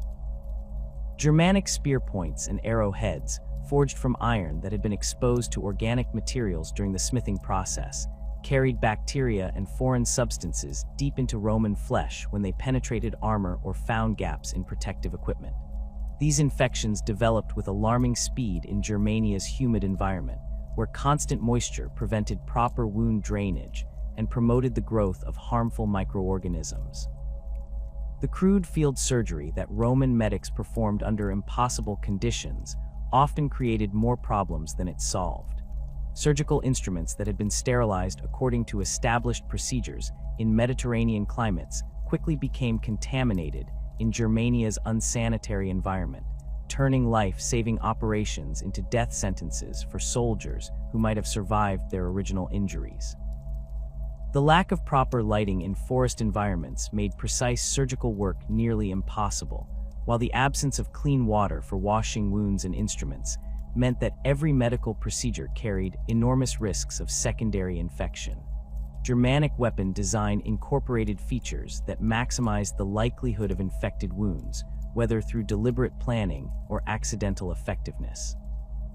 The barbed spear points favored by many tribes created ragged wounds that were difficult to clean and prone to infection, while the practice of coating weapons with organic materials for improved grip introduced additional sources of contamination. Arrowheads carved from bone or antler carried particular risks of infection due to the porous nature of these materials and their tendency to fragment inside wounds, leaving pieces that Roman surgeons could not locate or remove with their available instruments. The treatment of infected wounds required medications and techniques that simply did not exist in Germania's wilderness, forcing Roman medics to attempt desperate improvisations that rarely succeeded. Honey, vinegar, and wine, the standard Roman antiseptics, became precious commodities that had to be reserved for the most serious cases, leaving minor wounds to fester without proper treatment. The herbs and plant materials available in Germanic forests often proved more harmful than helpful when used by medics unfamiliar with their properties, creating additional poisoning cases that further strained limited medical resources. Frostbite and cold weather injuries emerged as major medical crises during Germanic winters, affecting soldiers whose Mediterranean origins had provided no preparation for the extreme temperatures they encountered in Northern Europe. The gradual onset of frostbite often went unrecognized by soldiers focused on immediate survival concerns, allowing the condition to progress to stages where treatment became impossible with available medical knowledge and resources. Fingers and toes that had lost circulation during night watches or long marches would turn black and begin to rot, requiring amputation procedures that Roman field surgeons were ill-equipped to perform safely. The progression of cold weather injuries followed patterns that Roman medical doctrine had never addressed, creating situations where standard treatment procedures proved not only useless but actively harmful. Soldiers suffering from hypothermia required gradual rewarming techniques that preserved circulation and prevented shock, but Roman medics trained in Mediterranean conditions often applied direct heat that caused additional tissue damage. The lack of proper cold weather clothing meant that frostbite cases continued to accumulate throughout winter campaigns, overwhelming medical facilities and creating permanent disabilities that reduced unit effectiveness even after immediate treatment. Hypothermia struck Roman forces with particular severity during the long Germanic nights when temperatures plummeted far below anything in Mediterranean experience.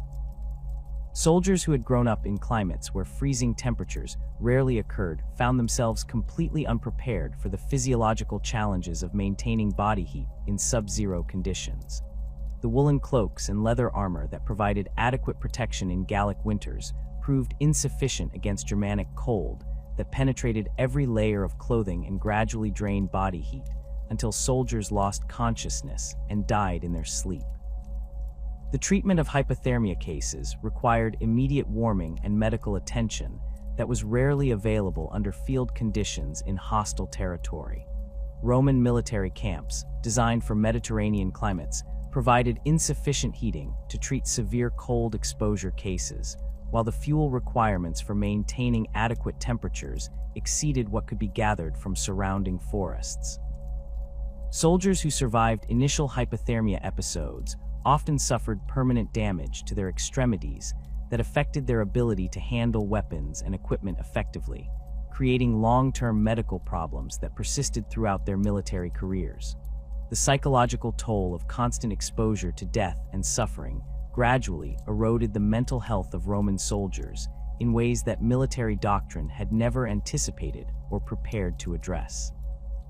The stress of operating in hostile territory, where death could strike without warning from hidden enemies, created a state of constant alertness that exhausted soldiers' psychological reserves and left them vulnerable to what modern medicine would recognize as post-traumatic stress disorder.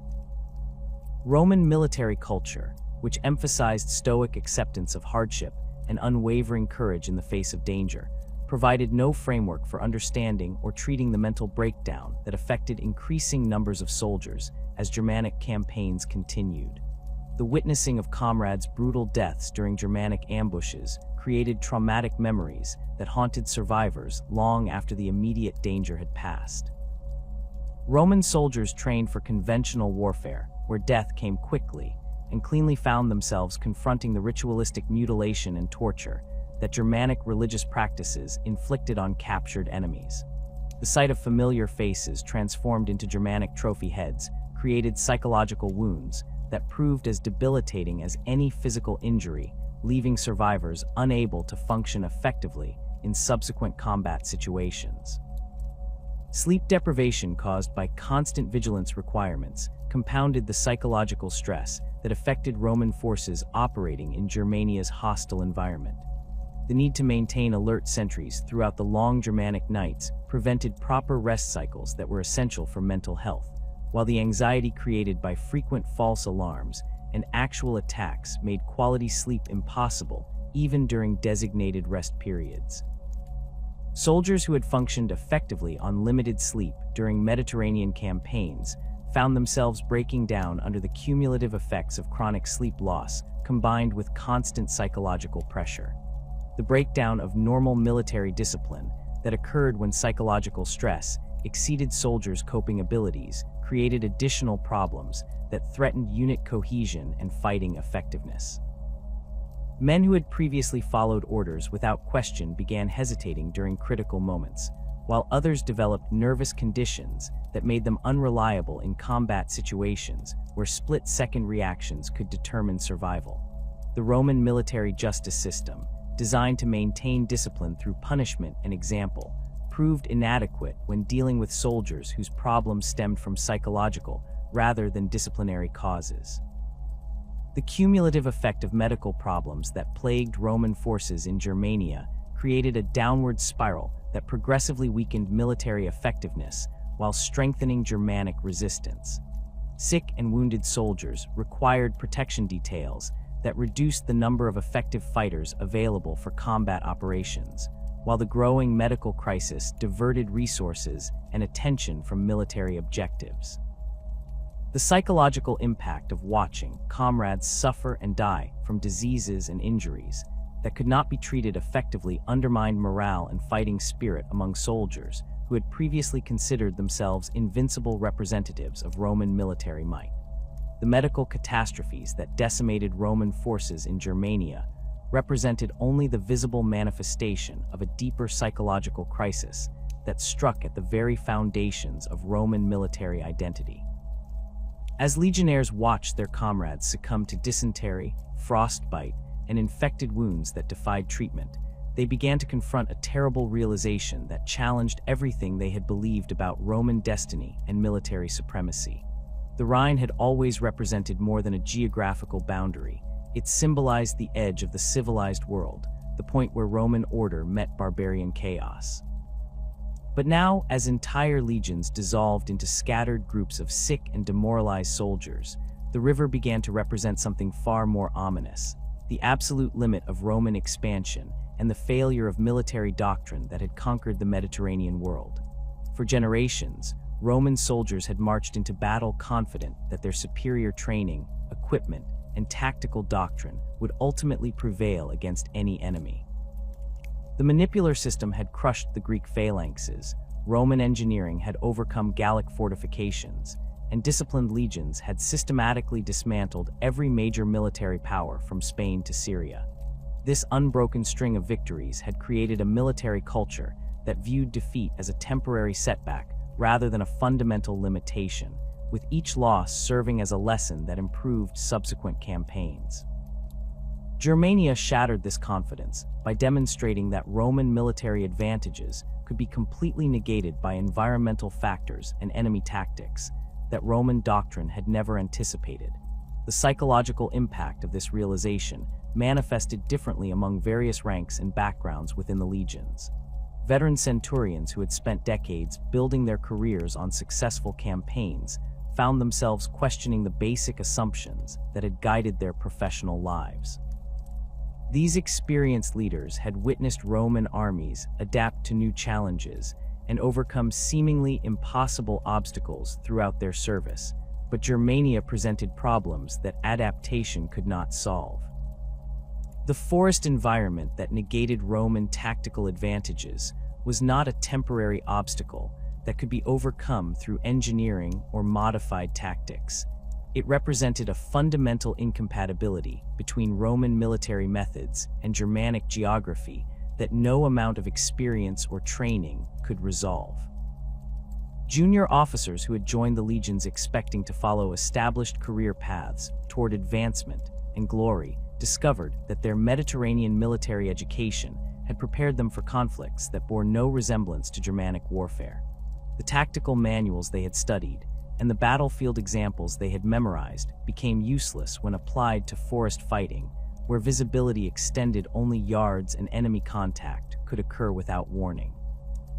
These young leaders faced the crushing realization that their carefully planned military careers might end in anonymous death in a Germanic bog, rather than the glorious victories they had anticipated.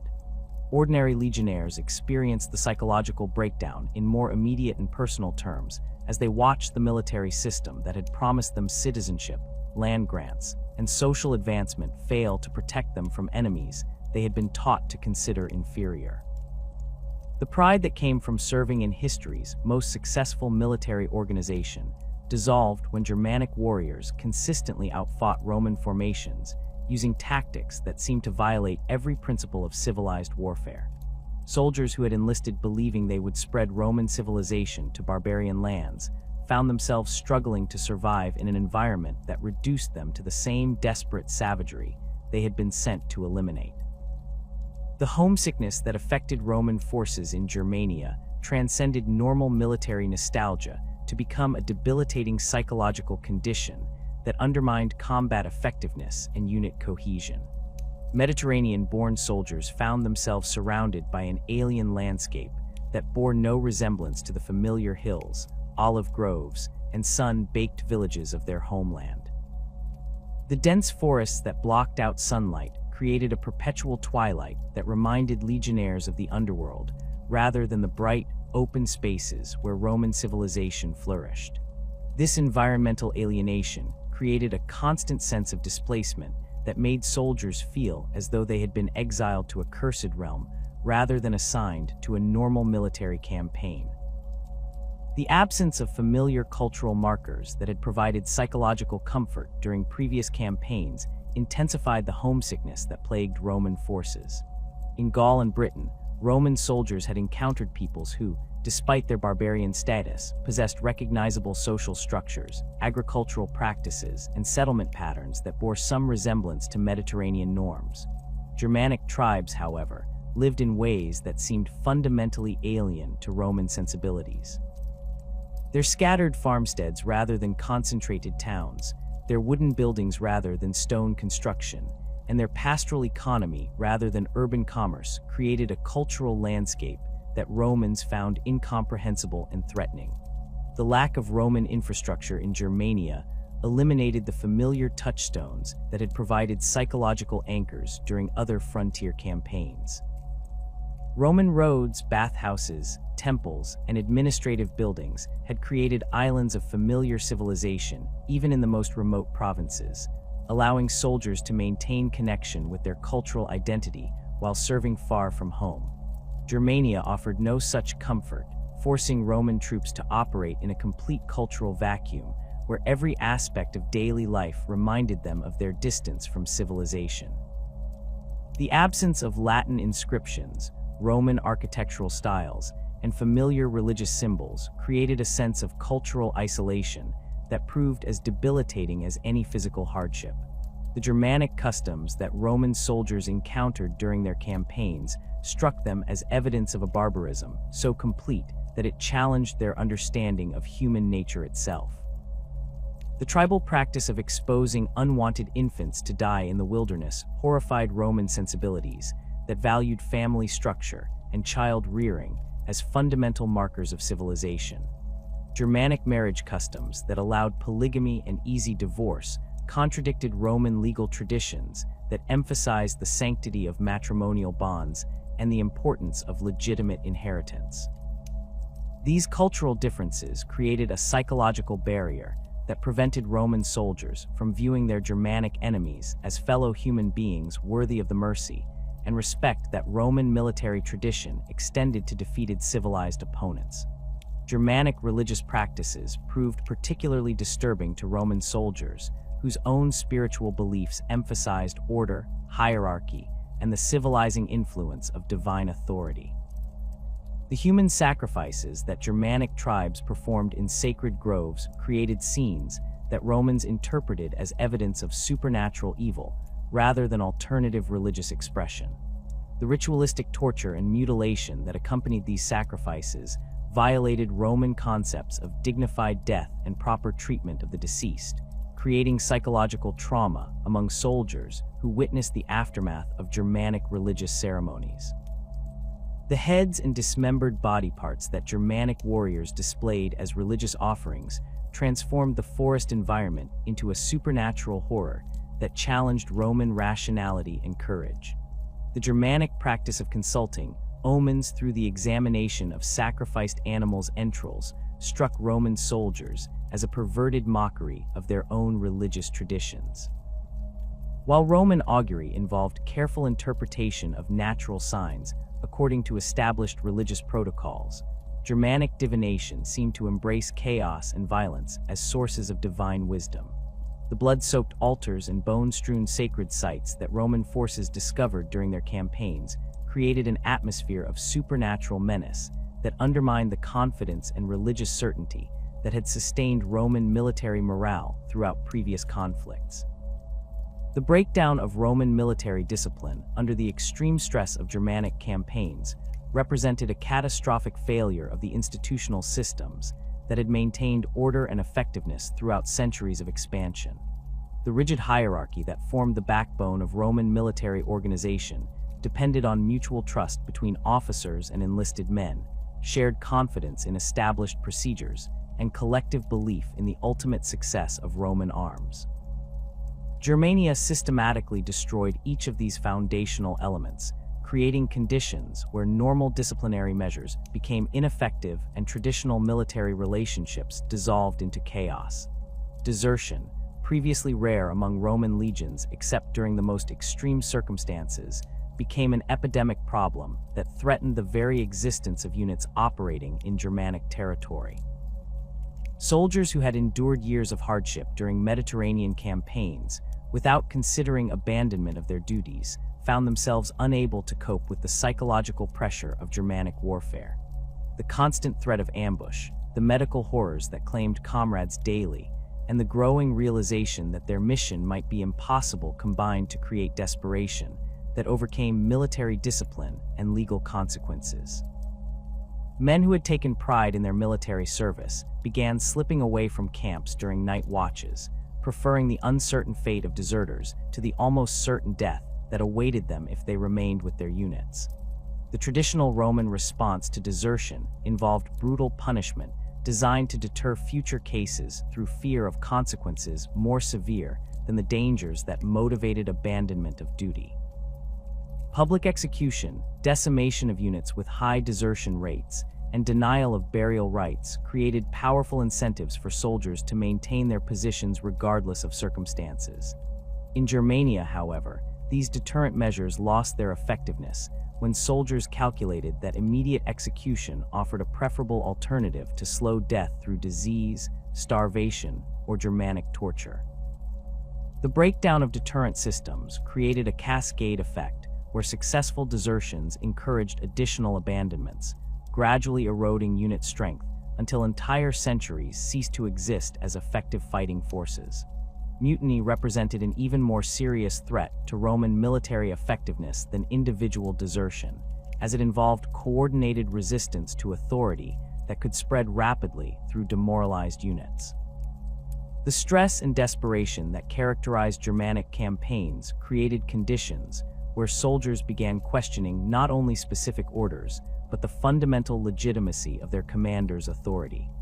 Officers who had maintained discipline through personal example and professional competence found their authority challenged when their decisions consistently led to disaster and their expertise proved irrelevant to Germanic warfare.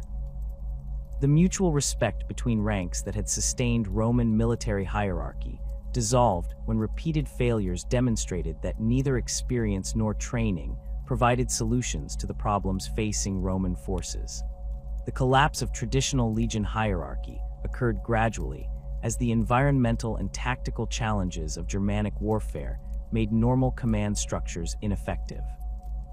Centurions accustomed to commanding centuries in coordinated formations found themselves leading scattered groups of soldiers through terrain where their tactical knowledge provided no advantage. The careful rank distinctions that had motivated Roman military advancement became meaningless when survival depended on individual adaptability rather than adherence to established procedures. Junior soldiers who demonstrated skill at forest navigation or Germanic language abilities sometimes found themselves making decisions that would normally require senior officer approval, while experienced leaders who lacked these specialized skills gradually lost influence within their units. The erosion of command authority created dangerous situations where critical military decisions were made by consensus or default rather than clear hierarchical direction. Units that encountered Germanic forces often responded according to individual initiative rather than coordinated tactical plans, resulting in confused engagements where Roman advantages in training and equipment were negated by lack of unified command. The breakdown of clear authority relationships also created opportunities for panic and rumor to spread rapidly through Roman formations, as soldiers looked to multiple sources for leadership and received conflicting guidance that increased rather than reduced their anxiety and confusion. Religious and superstitious fears that had remained dormant during successful Mediterranean campaigns emerged as powerful psychological forces that undermined Roman military effectiveness in Germania's alien environment. Roman religious traditions emphasized the importance of divine favor in military success, with elaborate rituals designed to secure the gods' support for Roman arms and ensure victory over barbarian enemies. The consistent failures and disasters that characterized Germanic campaigns created growing suspicion that the gods had withdrawn their protection from Roman forces, leaving them vulnerable to supernatural as well as human enemies. The Germanic landscape itself seemed to many Roman soldiers to possess malevolent spiritual qualities that actively opposed Roman presence and success. The ancient forests that had never been cleared by human activity created an atmosphere of primeval power that predated Roman civilization and resisted Roman attempts at conquest.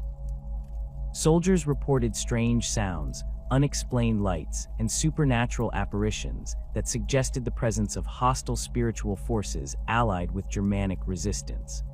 These experiences, whether real or imagined, created psychological pressure that added supernatural dread to the already overwhelming challenges of Germanic warfare. Germanic religious sites that Roman forces encountered during their campaigns reinforced beliefs about the cursed nature of the territory they were attempting to conquer. Sacred groves where Germanic tribes performed human sacrifices contained evidence of spiritual practices that Romans interpreted as demon worship rather than alternative religious expression. The skulls and bones that decorated these sites created visual reminders of Germanic spiritual power, while suggesting that Roman gods possessed no authority in lands consecrated to barbarian deities. Soldiers who had relied on their religious beliefs for psychological support found their faith undermined by environments that seemed to demonstrate the superiority of Germanic spiritual forces. The failure of Roman religious rituals to provide protection or success in Germanic campaigns created a crisis of faith that affected military morale as severely as any tactical defeat. Auguries that had consistently predicted victory in Mediterranean conflicts began producing ominous warnings that discouraged aggressive action and undermined confidence in Roman destiny. Sacrifices performed according to established religious protocols failed to secure divine favor, while Germanic religious practices seemed to provide their practitioners with supernatural advantages that Roman spirituality could not match. This religious crisis created psychological vulnerability that made Roman soldiers more susceptible to panic and despair when confronted with the practical challenges of Germanic warfare. The cumulative psychological pressure created by these multiple sources of stress gradually transformed disciplined Roman legionnaires into desperate men whose primary motivation shifted from military success to individual survival. The pride and confidence that had characterized Roman military culture gave way to fear and superstition that made effective military action increasingly difficult. Soldiers who had once marched confidently into battle now approached each day's activities with dread, knowing that Germanic enemies possessed advantages that Roman training and equipment could not overcome. This psychological transformation represented perhaps the most complete victory that Germanic resistance achieved, as it struck at the very heart of Roman military identity and effectiveness. The psychological breaking point that had shattered Roman confidence in Germania's cursed forests marked only the beginning of a new phase of suffering that would test the limits of human endurance. As news of the Teutoburg disaster reached Rome, and the surviving fragments of Varus's legions struggled back across the Rhine, Emperor Augustus faced a strategic crisis that demanded immediate military response.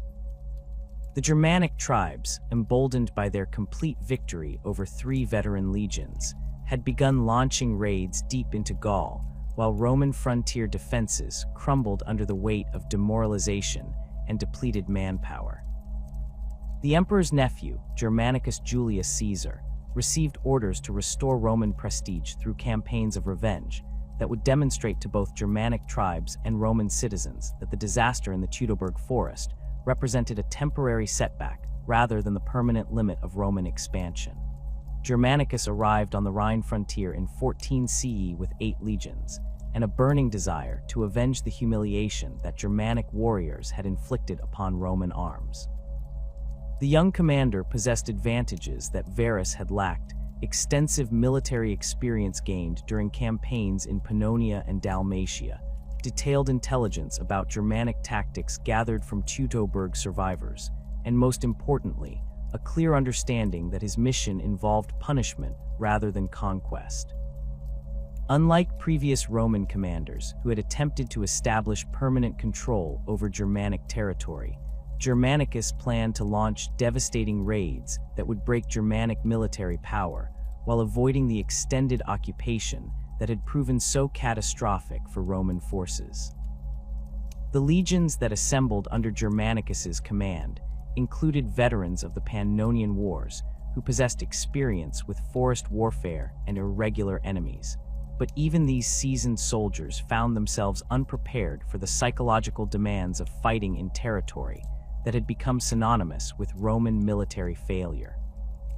The 1st and 20th legions that had served on the Rhine frontier for years carried the psychological burden of having witnessed the destruction of their sister units, while newly arrived formations from other provinces struggled to understand how Germanic barbarians had achieved such complete victory over Roman military might.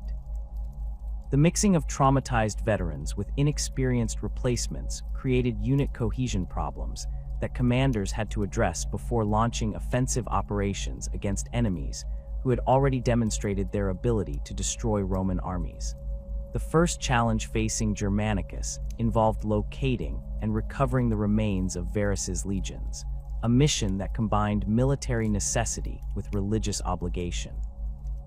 Roman religious traditions required proper burial of the dead to prevent their spirits from haunting the living, while military custom demanded the recovery of legion standards that represented the honor and identity of destroyed units. The search for these remains would take Roman forces deep into the same Germanic territory where their comrades had perished, forcing soldiers to confront graphic evidence of Roman military failure while operating in an environment that had already proven lethal to previous expeditions. The discovery of the Teutoburg battlefield in 15 CE provided Roman forces with a horrific tableau that demonstrated the completeness of Germanic victory and the brutality of their treatment of Roman prisoners. 6 years after the disaster, the forest clearing where Varus's army had made its final stand still contained scattered bones, rusted armor fragments, and the remnants of desperate fortifications that Roman forces had constructed during their doomed attempt to establish a defensive position. Germanic religious practices had transformed the site into a shrine decorated with Roman skulls nailed to trees and altars constructed from legionary equipment, creating a scene that combined military cemetery with barbarian temple in ways that deeply disturbed the Roman recovery teams. The psychological impact on Roman soldiers of witnessing this evidence of their comrades' fate proved as devastating as any Germanic weapon. Veterans who had served alongside members of the destroyed legions found themselves confronting the remains of men they had known personally, while younger soldiers gained their first understanding of what defeat in Germania actually meant. The ritualistic arrangement of Roman remains according to Germanic religious symbolism demonstrated that their enemies viewed the destruction of Roman forces as a spiritual victory rather than simply a military success, adding supernatural dread to the practical fears that already plagued Roman military operations in Germanic territory. The recovery of legion standards from Germanic religious sites required Roman forces to violate sacred spaces that tribal warriors were prepared to defend with fanatical determination. The eagles of the 17th and 19th legions had been incorporated into Germanic religious ceremonies that honored the gods who had granted victory over Roman forces, making their recovery a direct challenge to Germanic spiritual beliefs as well as military pride. The battles fought over these religious sites demonstrated Germanic willingness to accept enormous casualties in defense of spiritual symbols that represented their triumph over Roman civilization, while providing Roman forces with opportunities to inflict the devastating losses that Germanicus needed to restore Roman military credibility.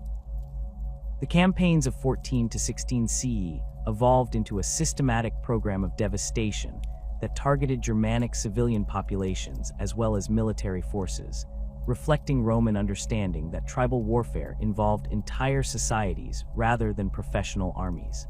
Germanicus ordered the destruction of Germanic villages, the slaughter of livestock, and the burning of crops that would have sustained tribal populations through the coming winter. These tactics, while effective in weakening Germanic resistance, forced Roman soldiers to participate in activities that challenged their concepts of honorable warfare and created psychological conflicts that added to the stress of operating in hostile territory. The brutality that characterized these revenge campaigns stemmed partly from legitimate military necessity and partly from the psychological need to restore Roman confidence through the infliction of suffering on enemies who had humiliated Roman arms. Soldiers who had spent months listening to stories about Germanic atrocities committed against Roman prisoners found themselves eager to repay these injuries through violence that exceeded normal military requirements. The systematic nature of Roman destruction reflected command decisions to break Germanic morale through terror tactics that would discourage future resistance. But the enthusiasm with which individual soldiers participated in these activities revealed the depth of anger and frustration that Germanic victories had created within Roman ranks. Germanic responses to Roman revenge campaigns demonstrated their understanding that survival required the evacuation of vulnerable populations and the adoption of purely defensive strategies that avoided direct confrontation with superior Roman forces. Tribal leaders ordered the abandonment of permanent settlements and the dispersal of their people into the deepest forest regions where Roman armies could not operate effectively. This strategic withdrawal eliminated the fixed targets that Roman forces needed to achieve decisive results while preserving Germanic military strength for future resistance efforts.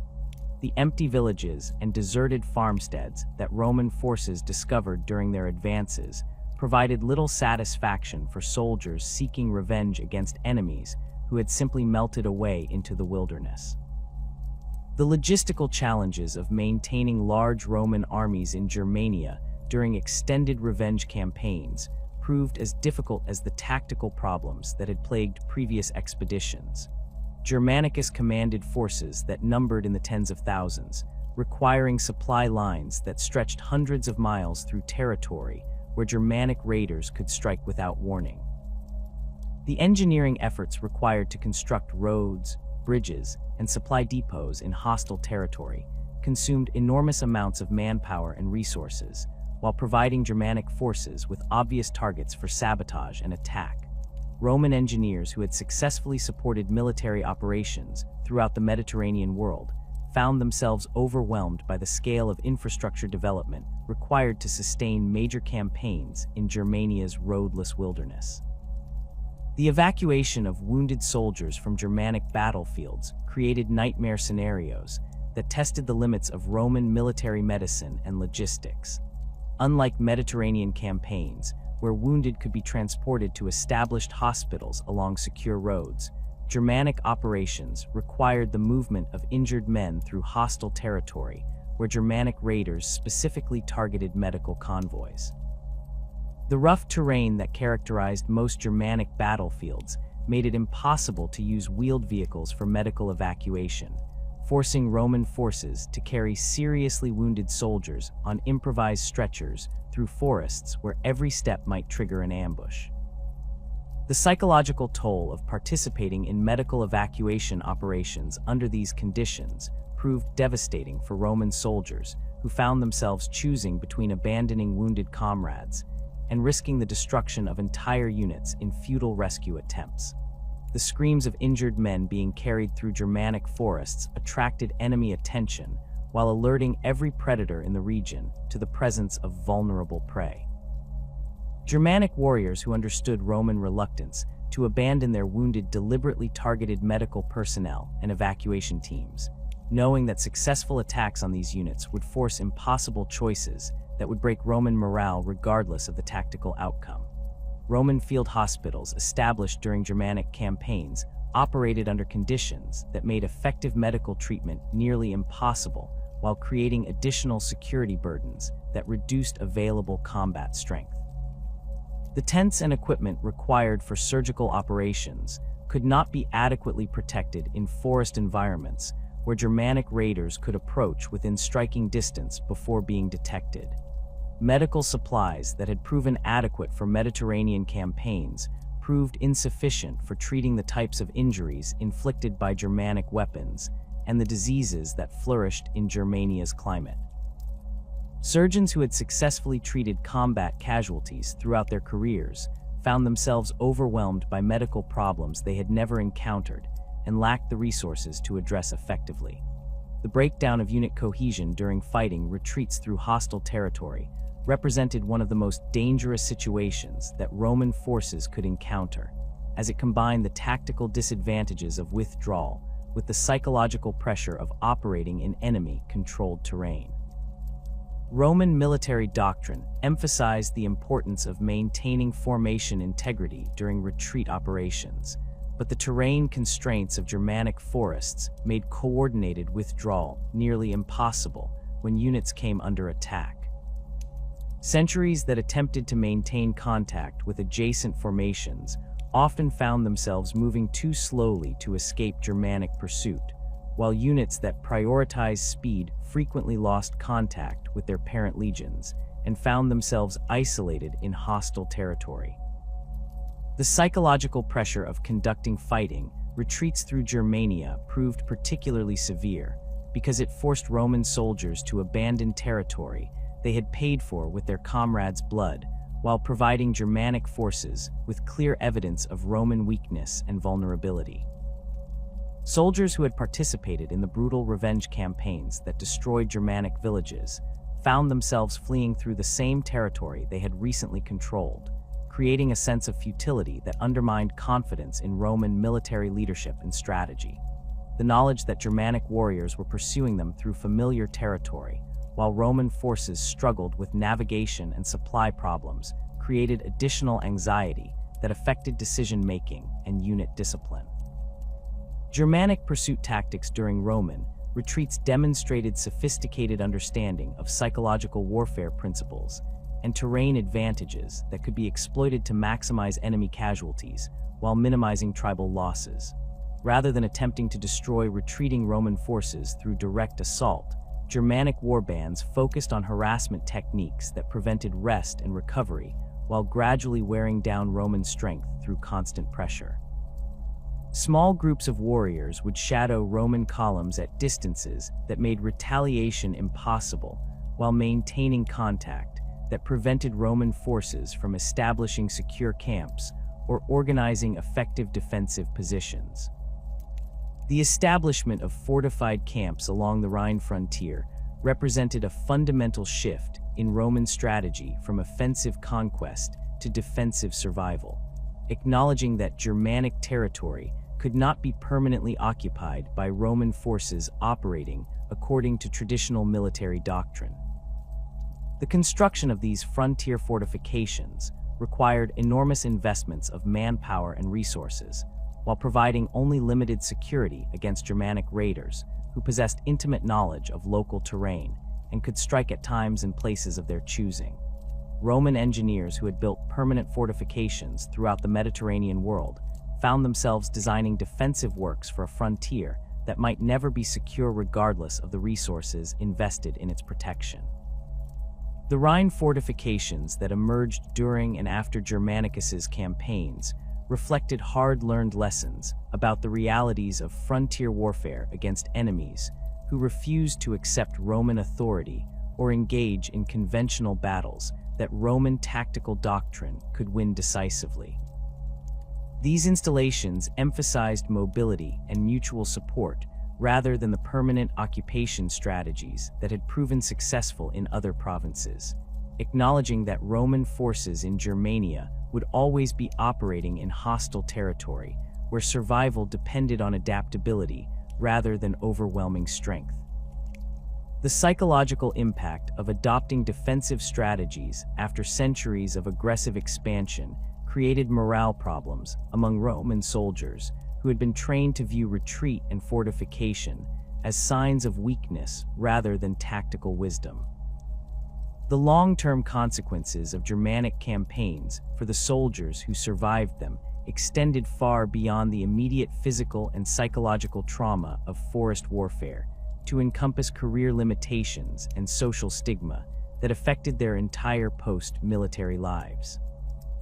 Veterans of Germanic service found themselves marked by their participation in Rome's most humiliating military failure, creating barriers to advancement and civilian employment that reflected broader Roman attitudes about the disasters that had befallen their armies beyond the Rhine. The association with military failure made Germanic veterans less attractive candidates for positions that required public trust or military competence, while the psychological damage they had sustained often made them unsuitable for the civilian occupations that normally provided employment for retired legionnaires. The promotion opportunities that had traditionally rewarded military service became limited for officers who had served in Germanic campaigns, as their experience was viewed as evidence of exposure to failed strategies rather than valuable knowledge about frontier warfare. Centurions who had demonstrated courage and competence during Germanic operations found themselves passed over for advancement in favor of officers whose service records did not include participation in military disasters.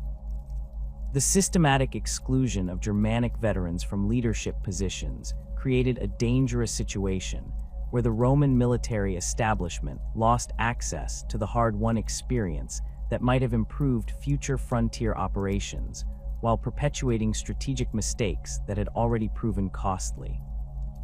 The social stigma that followed Germanic veterans into civilian life represented only the most visible consequence of a military disaster that fundamentally altered the trajectory of Roman imperial expansion. The catastrophic losses suffered in Germania's forests had created wounds that extended far beyond individual trauma to encompass strategic, financial, and psychological damage that would influence Roman policy for generations. Augustus himself, the architect of Roman imperial expansion, reportedly spent his final years haunting the corridors of his palace, crying out, "Quintilius Verus, give me back my legions," a desperate plea that captured the magnitude of a loss that had shaken the very foundations of Roman military confidence. The emperor's deathbed advice to his successors revealed the profound impact that Germanic resistance had inflicted upon Roman strategic thinking.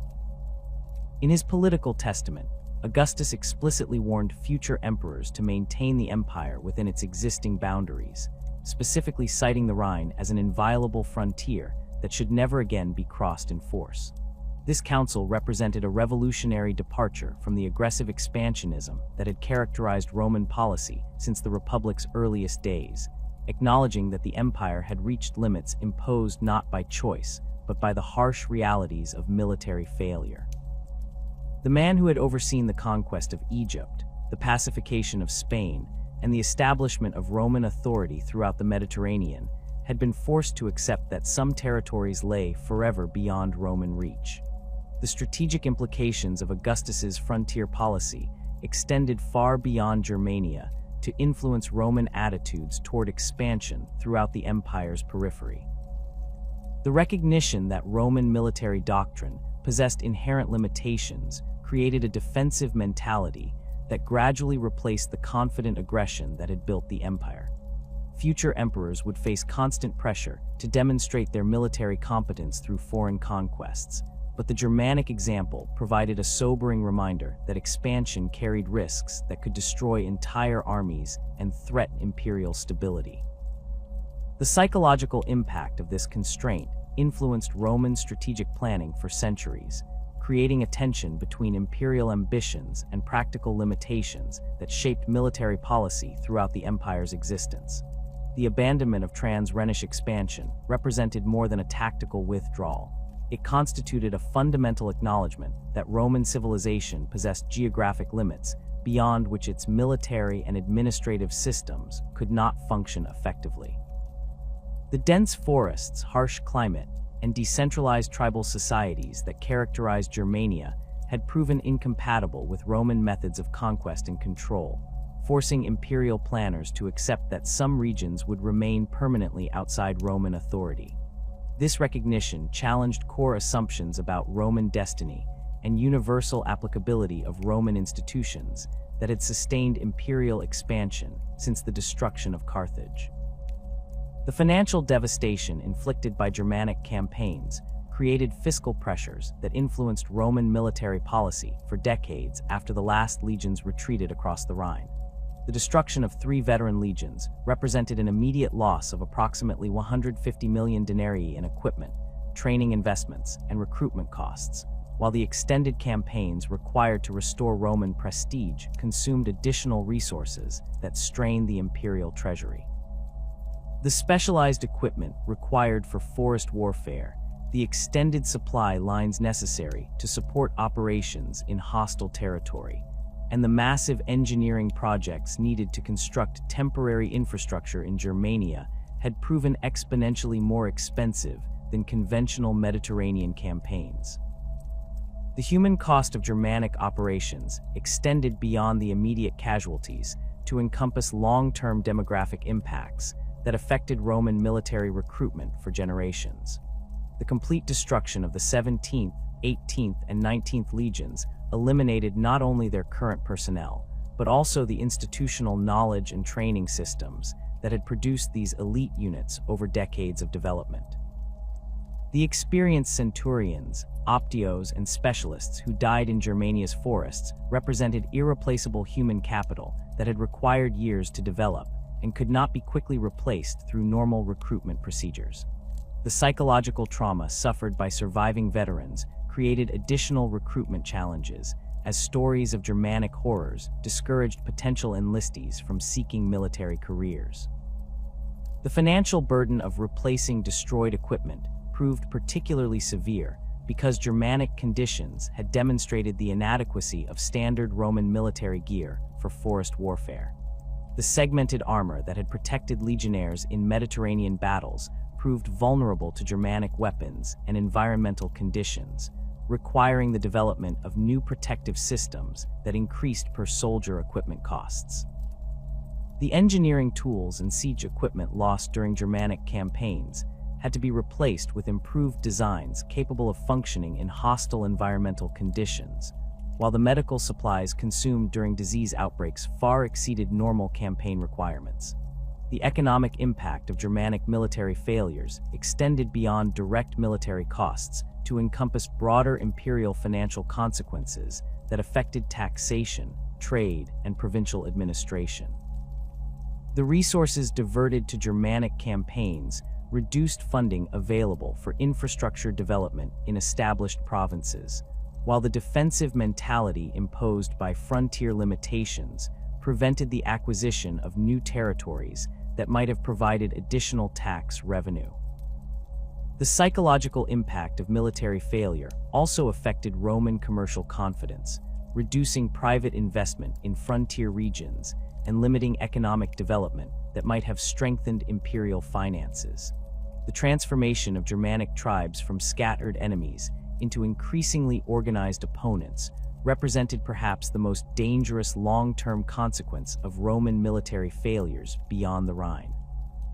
The complete victory achieved at Teutoburg Forest had demonstrated to Germanic leaders that Roman armies could be destroyed through proper planning and coordinated tribal action, creating powerful incentives for political unification that had not existed during earlier periods of tribal independence. The success achieved by Arminius in coordinating multiple tribes against Roman forces provided a model for future resistance movements that would prove increasingly difficult for Roman armies to counter. The military reputation gained by Germanic warriors through their victories over Roman legions attracted recruits from throughout Northern Europe who sought to participate in successful resistance against Roman expansion. Young warriors from tribes that had never directly confronted Roman forces began traveling to Germania to learn the tactics and strategies that had proven effective against supposedly invincible Roman armies. This influx of foreign fighters strengthened Germanic military capabilities while spreading knowledge of anti-Roman tactics throughout barbarian Europe, creating a network of resistance that extended far beyond the immediate Rhine frontier. The political consequences of Germanic military success encouraged tribal leaders throughout barbarian Europe to reconsider their relationships with Roman authority and explore possibilities for coordinated resistance against imperial expansion. The demonstration that Roman armies could be completely destroyed through proper tactics and terrain advantages inspired similar resistance movements among Celtic, Dacian, and other tribal societies that had previously accepted Roman dominance as inevitable. The psychological impact of Germanic victories created a cascade effect that strengthened barbarian resistance throughout the empire's northern frontiers, while undermining the reputation for invincibility that had been crucial to Roman diplomatic and military success.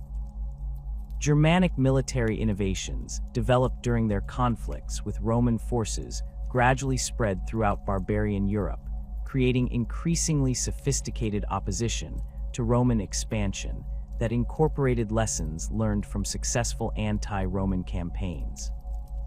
The tactics that had proven effective in Germania's forests were adapted to other environments and enemy situations, while the organizational methods that had enabled tribal coordination against Roman forces provided models for political unification among previously fragmented barbarian societies. The knowledge gained through Germanic victories became a shared resource that strengthened barbarian military capabilities throughout northern Europe.